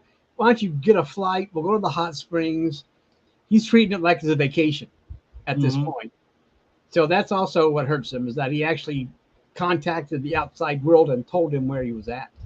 Exactly. And Lalo was The only on way to that. keep her from coming was to kill him. Also, send his body back to Germany for burial. She doesn't come to Arizona. Doesn't see any more what might be happening, because if she comes, he might tell her She more. would have been dead. She Oh was yeah, but going to still, die. who knows what else he would have said? Yeah, they're in the hot tub. Yeah, we're digging this hole underneath this laundry. I don't know what the hell that's all about. And then Hmm. then that word spreads. And then she goes back to Germany and tells her friends, "Hey, yeah, they're digging a hole." Hmm.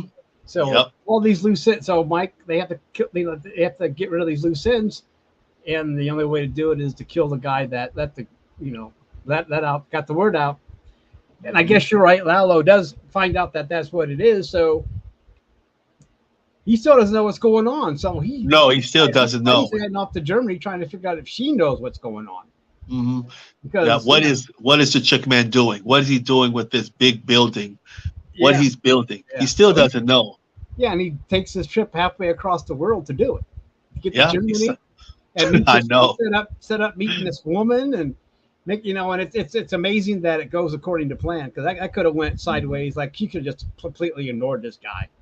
You know Hmm. what I mean? I mean, Exactly. you're taking a chance no matter what you say. You could say, yeah, hot springs, and she might just still ignore you, saying, okay, whatever. But she True. bit.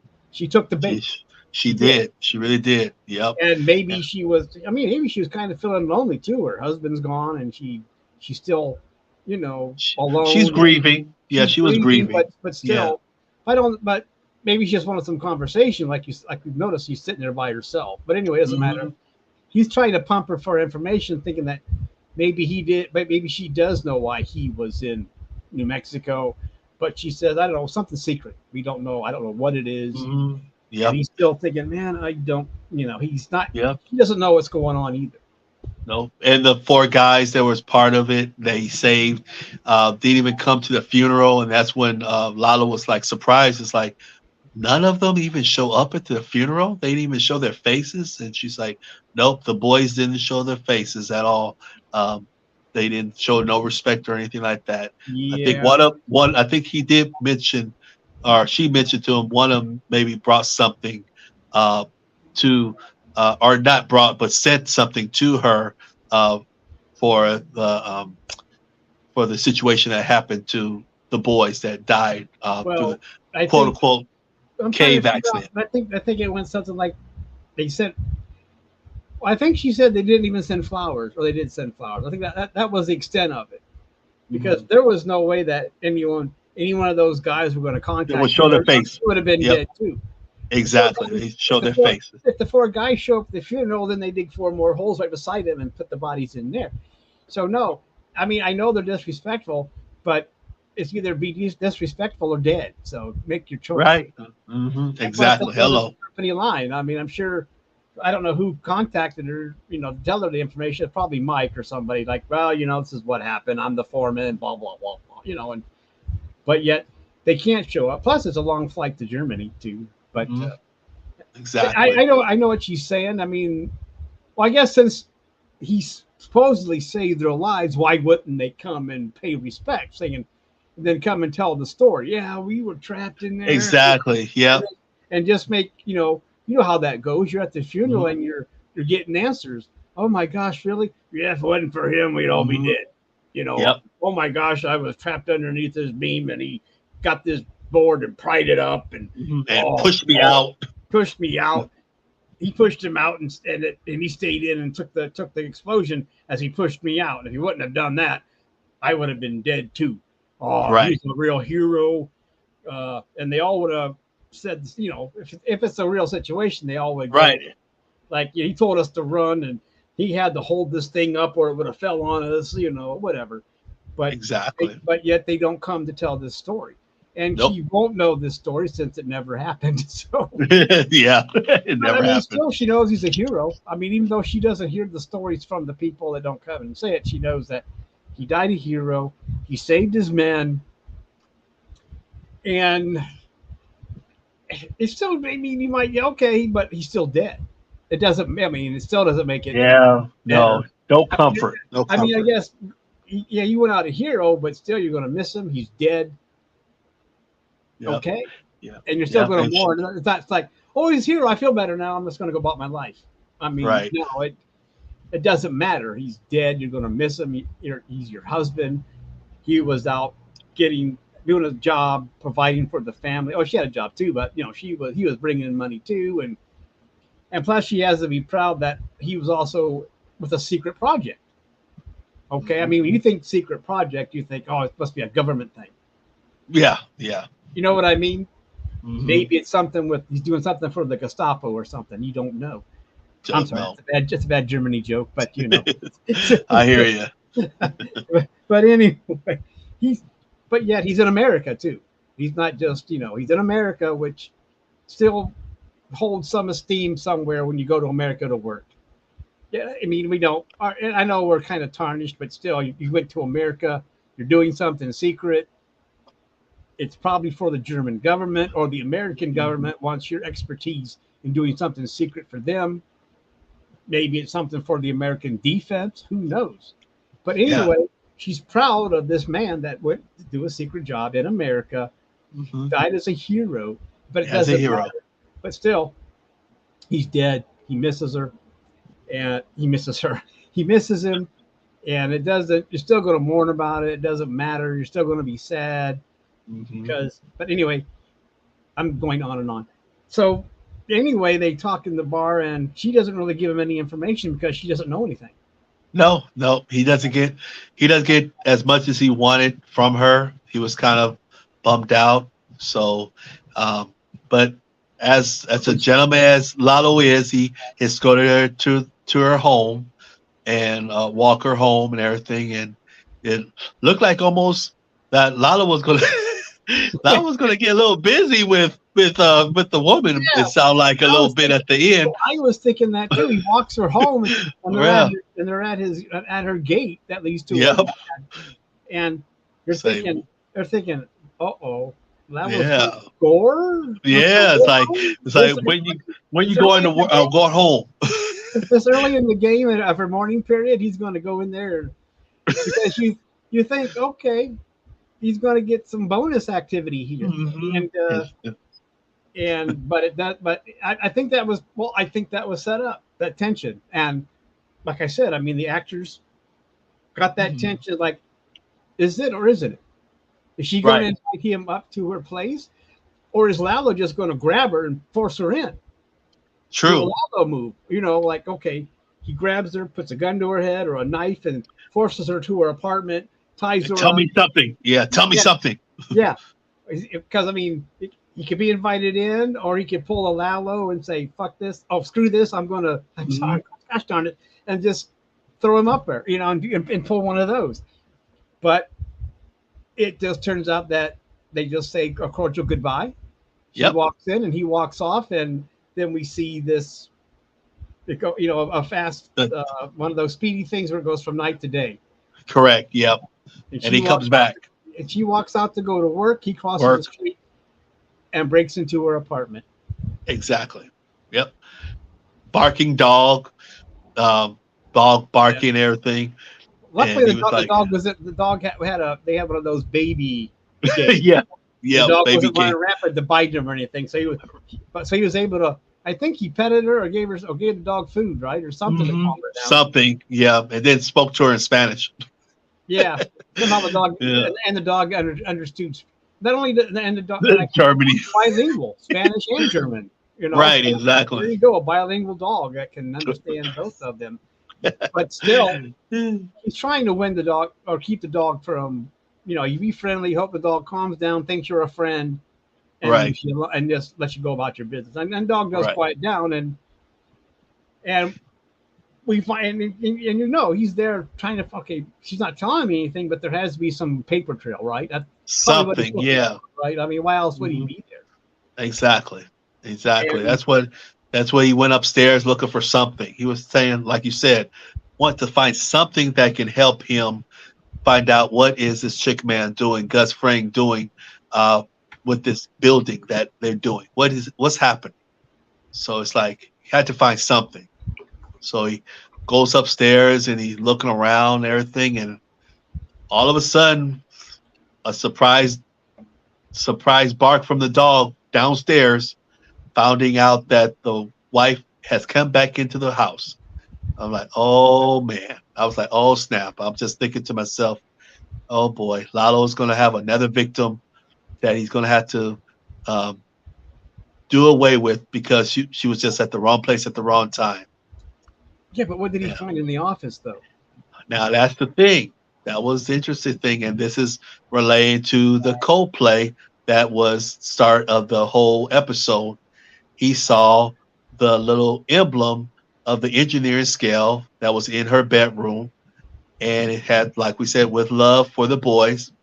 He looked at it, and he looked at it, turned it, and found out like a little sticker on the back of the sticker was one of the people that was part of the construction. So he said, then he kind of put it back, and then all of a sudden, the suspense, it was so suspenseful. I mean, that's one thing, Richard. It was just so suspenseful. It's like, ooh, what's gonna happen? She was walking slowly, and Lalo was like, we don't know if Lalo was still there. Is he in the gun and everything? And then all of a sudden, they pan into the room, and Lalo's not there. And then they pan to the window, and the window, she looks at the window, and it's open. And then all of a sudden, and that's the end of the episode. It's So like, what I said, the suspension is that the dog is barking. She lets yes, the dog out. The dog is barking up the stairs, like like he's ratting. The dog is ratting him out. The dog is like, yeah, yeah. and she's like, Yep, the dog did go up, was getting ready to go up, but then luckily she grabbed the dog and put it back into the cage because I think the dog was going to run upstairs actually. yeah, she puts him behind the gate in the room. Yeah, it's like, shh, It be wasn't. It quiet, wasn't be a quiet. cage. I mean, Oh yeah, we don't want to get the no, impression that she keeps her dog in a cage all day. Though there are no, people no, that do like do little, that, and it's mean. But he does get his own little room to poop and pee if he needs to. It's little just space, it's just a room, but yeah, but little it has, space. it has a child's gate. You know what that means. It Hmm. goes out through the doorway and it keeps the baby from walking out. I guess you can call it a doggy gate too. I guess or a pet. Doggy gate, yeah, It's the maybe. same thing. It's the same use. It doesn't matter what you call it. It's the same principle. And and so the dog got its own room, not a cage, because that sounds Yeah, that's right. inhumane. That sounds inhumane to keep a dog in there if you're at work for 8 or 9 hours a day. So anyway, the dog's ratting him out. She's worried. Plus, she sells it with the expression, "Okay, who's here? Is there somebody here?" Because the dog is acting like there's somebody up there. Right, exactly. Yeah. And like you said, she grabs the dog, slowly makes her way up the stairs. I mean, this is It was tension, suspense, tension building, tension. and you don't know. Oh my gosh, he's going to walk in. Lalo's going to be waiting for her. He's going to grab her, stab her, and leave. And you don't know what's going on because they keep going back between her going up the stairs and Lalo like looking around, like, uh oh, Hmm. because he knows she's home. Yeah, he knows. He knows. And like you said, they pan into the bedroom. She's gone. Or she's gone. Lalo's He's gone. gone. That's gone. He's gone. Somebody's gone. Or person is gone. And the window's open. It's one of those things where a person looks at it. Did I leave my window open? Did I even open the window? Because I mean, really, it's your house, and you would know if. Why would you open your window in the first? I mean, it's those things you keep thinking. How absent-minded am I that I don't remember opening the window? Right. Yeah. Yeah. But then luckily, it just pans down to him walking out, like he climbed down the wall or whatever he had to do and left. I mean, he's on a second floor, so he had to find a way down. I mean, it wasn't like he could, you know what I mean? I mean, he had to fight something. But I think all we do is see him walking out the gate, right? No. I think actually they don't even show him. Actually, they don't even show him going down. They just show the window and yeah, okay, you're right. So you makes you wonder. Okay, he went out the window, but okay, so he got away and he didn't. Luckily, he didn't. Plus, you don't want to leave a body in Germany. I know that'll be really messy, but you'll never know with Lalo. Well, you got to understand, he's also been seen with the woman too in the bar. That's true. Very true. So the German authorities would be okay. She's dead, and they're starting to. Oh yeah, he was with this guy last night. Yeah, named Ben. So then, now he has the German authorities after him besides the Americans. So, you don't want the Germans after you anyway. That's always a bad thing when you have Germans on your tail. And, then it could become plus they know he's an American, so that would become an international thing.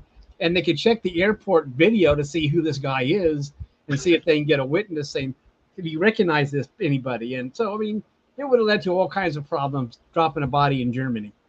And nowhere to hide it. So I mean, a lot of issues. A lot of suspense too, because how would he? That would. Then what do? You drop a body in Germany, and you've been seen with your last person to see this woman. I mean, besides at work, but yet you see the night before, and everyone knows that you were sitting at a table, looking like you're having an intimate conversation, and you don't want to be on that list. And plus, no. Today's security, you'll be able to. There might be even cameras in the bar. I don't know. Germany probably has a lot of crap going on too. I mean, plus the airport security cameras. They flew in. I don't think he drove, and or took a cruise. So right. So regardless, he knows the dangers of dropping a body.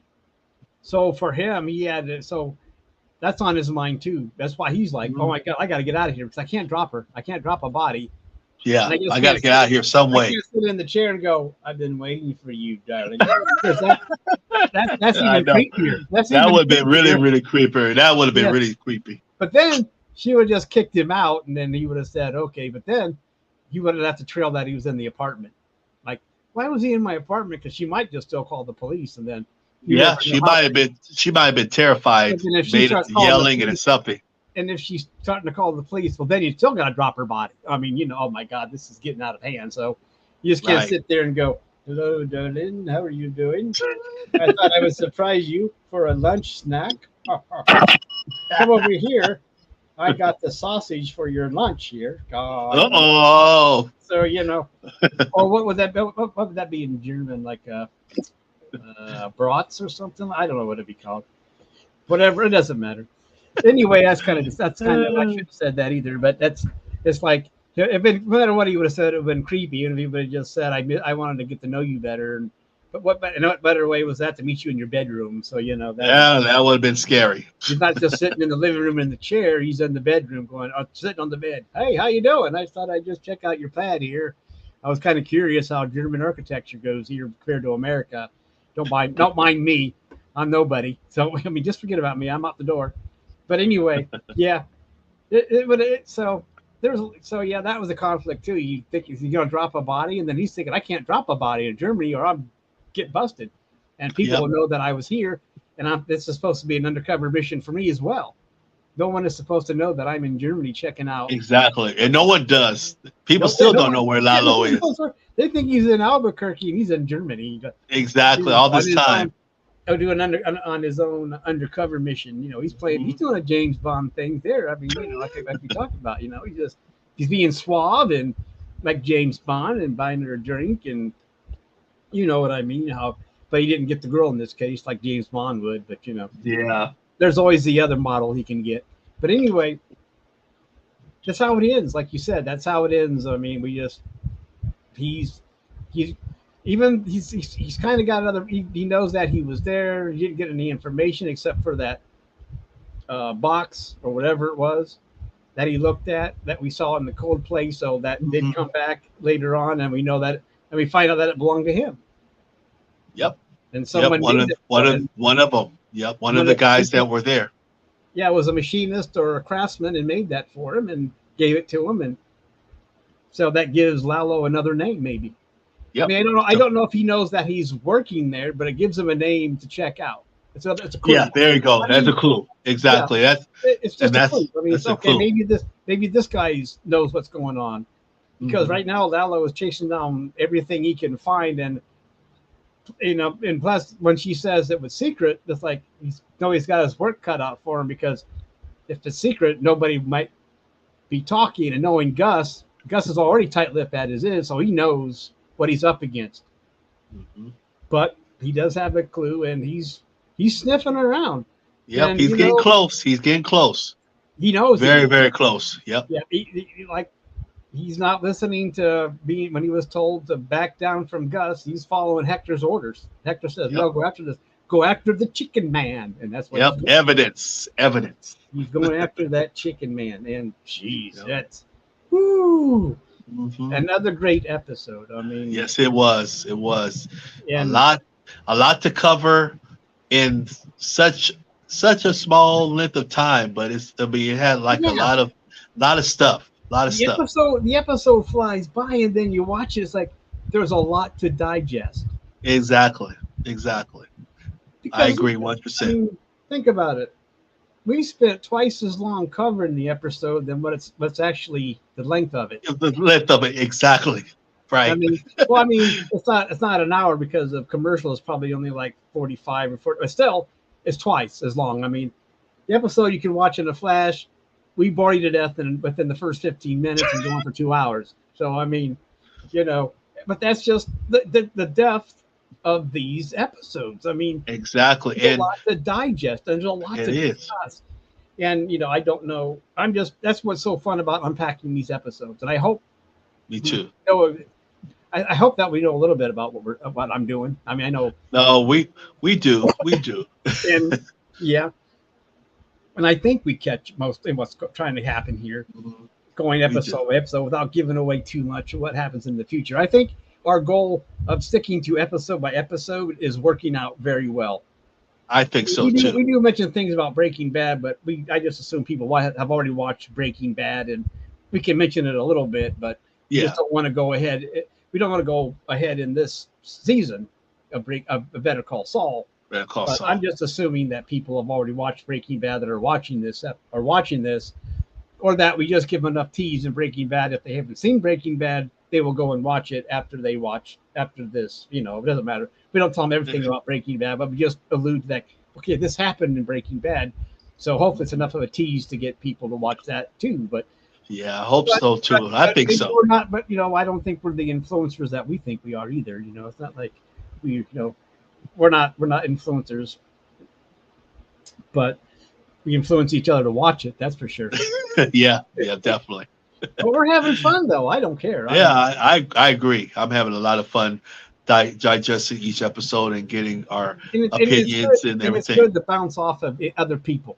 Besides sitting Yes, there in your chair by yourself, and then okay. But now you have someone to talk, and then you find out things you might have missed, and get another perspective that you might have missed too. I mean, very true. that's the purpose of this, and plus that's what's getting me kind of excited for the future Breaking Bad we watch, when we might have more people than just us two. Right, More exactly. to get more perspective, Mhm.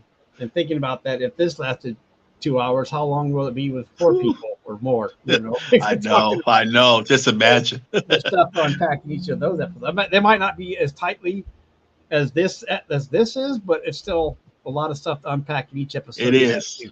Sure And is. but anyway, so what are your final thoughts of this episode? I mean, is it what are your final thoughts? And do I guess we never did try to grade these episodes either. Give it like say we give it a 5 out of 5 or whatever stars or whatever.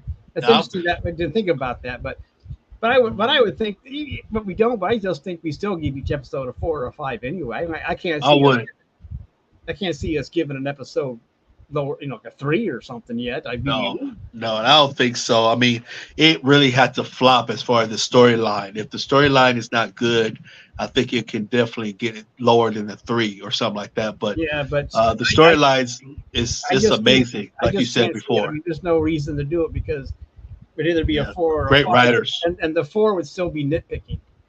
Well, it is right, because it was purple in this scene, and the next scene it's blue. I mean, who cares? I mean, come on, right, or whatever. right. But I'm just saying that's how. I mean, that might be because we're fans of the show, but still, I'm not lying, or we're not lying when we say that each show is tightly wound, tight, It is. tight, tight. There's, or as Tuco would say, tight, tight, tight, tight. Woo! Bring me more of that. Woo! Bring me more of that. I want more. Very of that. good, very good. So that thing is, I was going to find that on YouTube and play that tight, tight, tight, tight. I guess just, but I don't want to get busted for copyright, so I didn't bring on Tuco. But that would be a nice little soundbite, tight, tight, tight, tight, because that's every. That would be. That's every episode. At this, It is. So far, It the really series is. was really thought out and planned out in advance, I think. And if not, they're still making it tight each season that they get renewed. And Yes. I'm thinking that this actually lasted longer than Breaking Bad by a year. So It's amazing. It's amazing. and Mhm. It really is. oh gosh. So yeah, another well done episode. I just real quick here, if I can get to it here. Gosh, Okay. where's my mouse pointer at? My mouse gets lost half the time. Oh, there it is. Maybe. But never mind. Here we go. This episode was written by Allison Tatlock and directed by Melissa Bernstein. So there's the credits for this episode for as far as writing and directing. Got to give credit where it's due. Another, Yes. I don't, so another well-directed episode too. I mean, they don't get slackers for directors either. No, they sure don't. I mean, No. so kudos to the creative, the director and writing team that they have. I mean, the director is director, but I mean, so anyway, it's another well-written episode, directed. The actors portray once again, in great character. Wouldn't you agree, Jay? Oh yeah, definitely. All of them portrayed themselves perfectly through the this episode, and it's really cool to see guest people in there also. Seeing people that were in Breaking Bad and come into play with Better Call Saul. So it's really good. It's really a good treat to see that. Just like last episode, we saw a couple of people that were in the other season and to pop up in this season or this show also is great. To put the connection of the Better Call Saul and Breaking Bad, it's amazing universe. Like you said, it's almost like, okay, here's the first appearance of Scrooge or whatever his name was, Spooge. Yeah, Spooge. Mm-hmm. That sounds so disgusting. I don't, I'm not going to go there, but it does sound kind of disgusting if you think about Spooge. But Yeah, I don't think I'd want that nickname, and or if that's his actual last name, I'd change it. But oh yeah, please, yeah, I know, huh? But then again, if your last name is actually Spooge, you probably got called Scrooge anyway. They just rhyme it with Scrooge. Hey, it's Scrooge, but instead of Spooge, or you get. But anyway, it doesn't matter. You see first appearances, and you see, and plus now you see how Francesco or whatever becomes Francesca. Francesca. I don't know where to get Francesco, but I got it close. Yes, you did. I'm close. I'm only off by a syllable, I think, and which is good for me. And but we see how she becomes the receptionist for Saul. Yep. And what kind of negotiation she pulled off. And plus, it also we all see this negotiation. Well, we saw the negotiation like this in Breaking Bad when Walt broke the window to break into the office, and how she was able to turn this $2,000 window repair into $25,000. So, Right, exactly. yeah. So she's always thinking on her feet and about money. Hmm. So, Yep. so I mean, her working for lawyers has paid off for her. I got to think about the money and the compensation all the time Hmm. because She's I've been, smart. I've Very been smart. around lawyers enough to know that's how you think. Oh my gosh, my pain and suffering for you breaking that window. Oh, I love that window so much, and it meant so much to me. Oh my gosh, oh, the mental anguish. Oh, but anyway, I'm carrying on too much. But but it does sound like something somebody might try and pull that they were attached to a window Mhm. and need that extra money from. Oh, she knows Walter has the money too. It's not like Yeah, that's true. She knows Walt has his the money. history. But then again, you got to be careful. You don't want to piss him off too much because you might want to uh, have you killed in 2 minutes along with some other people. So Hmm. he's a killer too. So you have to be Yes, he careful. is. You Yep. got to be careful how you handle these negotiations. You don't want to rub him too like thinking, well, she's better off dead. But then again, he's in a hurry to get out of town too, so it doesn't matter. Right. Anyway, who cares? It's a great episode. It We've carried was. on long enough. We've been here for 2 hours and 15 minutes. Uh, but I liked unpacking the episode, and I Me can too. see this going on for this kind of activity going on after each episode we watch, Yes. Yes. I agree. I agree. and we're not even halfway done with the season yet. No, not yet. Not yet. There's more to come. More to Oh, come. But I enjoyed this episode, and my final thoughts of it is that it was. I enjoyed the scene with Jimmy and Howard. I really enjoyed that scene. I mean that scene and the whole connection that they had with the fighting was very funny and very comical. And I know they had a good time filming it. I bet too. So it was it yeah, was a good scene. yeah. I wonder how long it took them to get all that stuff timed out right too. Yeah, I wondered too. Usually they have to. I'm sure they trained with people to make sure they threw the punch and they got the right. Oh, I don't want to. It was real. Okay, it was Hmm. a real fight. There was no stunts. They were just actually hitting each other. Don't worry about it. And Right, you saw right. There you Jimmy's go. black eye prove that it was all real. It was Okay, all real. Exactly. there was no Yeah. Hollywood fakery here, people. Nope. Nope. Nope. There were a It's like lot of I'll good fight scenes for in this, you. I'll fight for you. but yeah, that was another good one.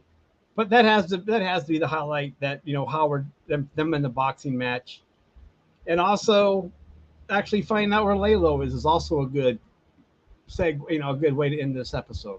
He's in Yes. Germany. He is not giving up. He's like a dog with a bone. Yep. And Exactly. those people wouldn't go all the way to Germany to try to find out what's going on. They just say, "Oh well, No. then I'll do something else." But to Hmm. actually fly to Germany, especially when you're probably wanted by the law anyway, so I know. That's true. it's a That's wonder true. he was not on a no-fly list. But being able, oh, we need this guy. I don't know how much Mhm. the authorities know about Lalo's activities, but we do know that he has a body count. Maybe they don't know anything about him, but anyway, it doesn't matter. He's under the That's radar. possible. He's under the radar. It doesn't matter. Plus, most of his crimes are in Mexico, Hmm. and the cartel has their way with. It kind of has a way with the authorities. I'm not going to go how they have Right. this way with the authorities, but they do, and it might involve some pesos. I don't know. Anyway, anyway, I don't want to get us in trouble either with the cartel. So I Right. No, I don't want either. No, don't want to go into too not many at secrets. all. I don't want Lalo at my door. Exactly. Exactly. No, No, no, I don't. no, I apologize. I don't want to give away any secrets or Me accuse too. Me anybody too. of doing anything wrong in Mexico. We know that you're Hmm. all legal abiding citizens down Yeah. there, Yep. and no one crosses the border illegally. We know this. It's all made up facts. So, anyway, it's misinformation, right? Anyway, Right. Yep. yeah. So anyway, well, I'm before we leave, don't forget to hit the subscribe, the like button, and Please ring do. that notification bell or the Yeah. Hector There you bell go. or the Hector bell, so you know that. There But you right go. now, mark your calendar. Every Sunday, 3 o'clock Eastern, 6 o'clock Pacific, we will be here doing rewatch of Better Call Saul season 6.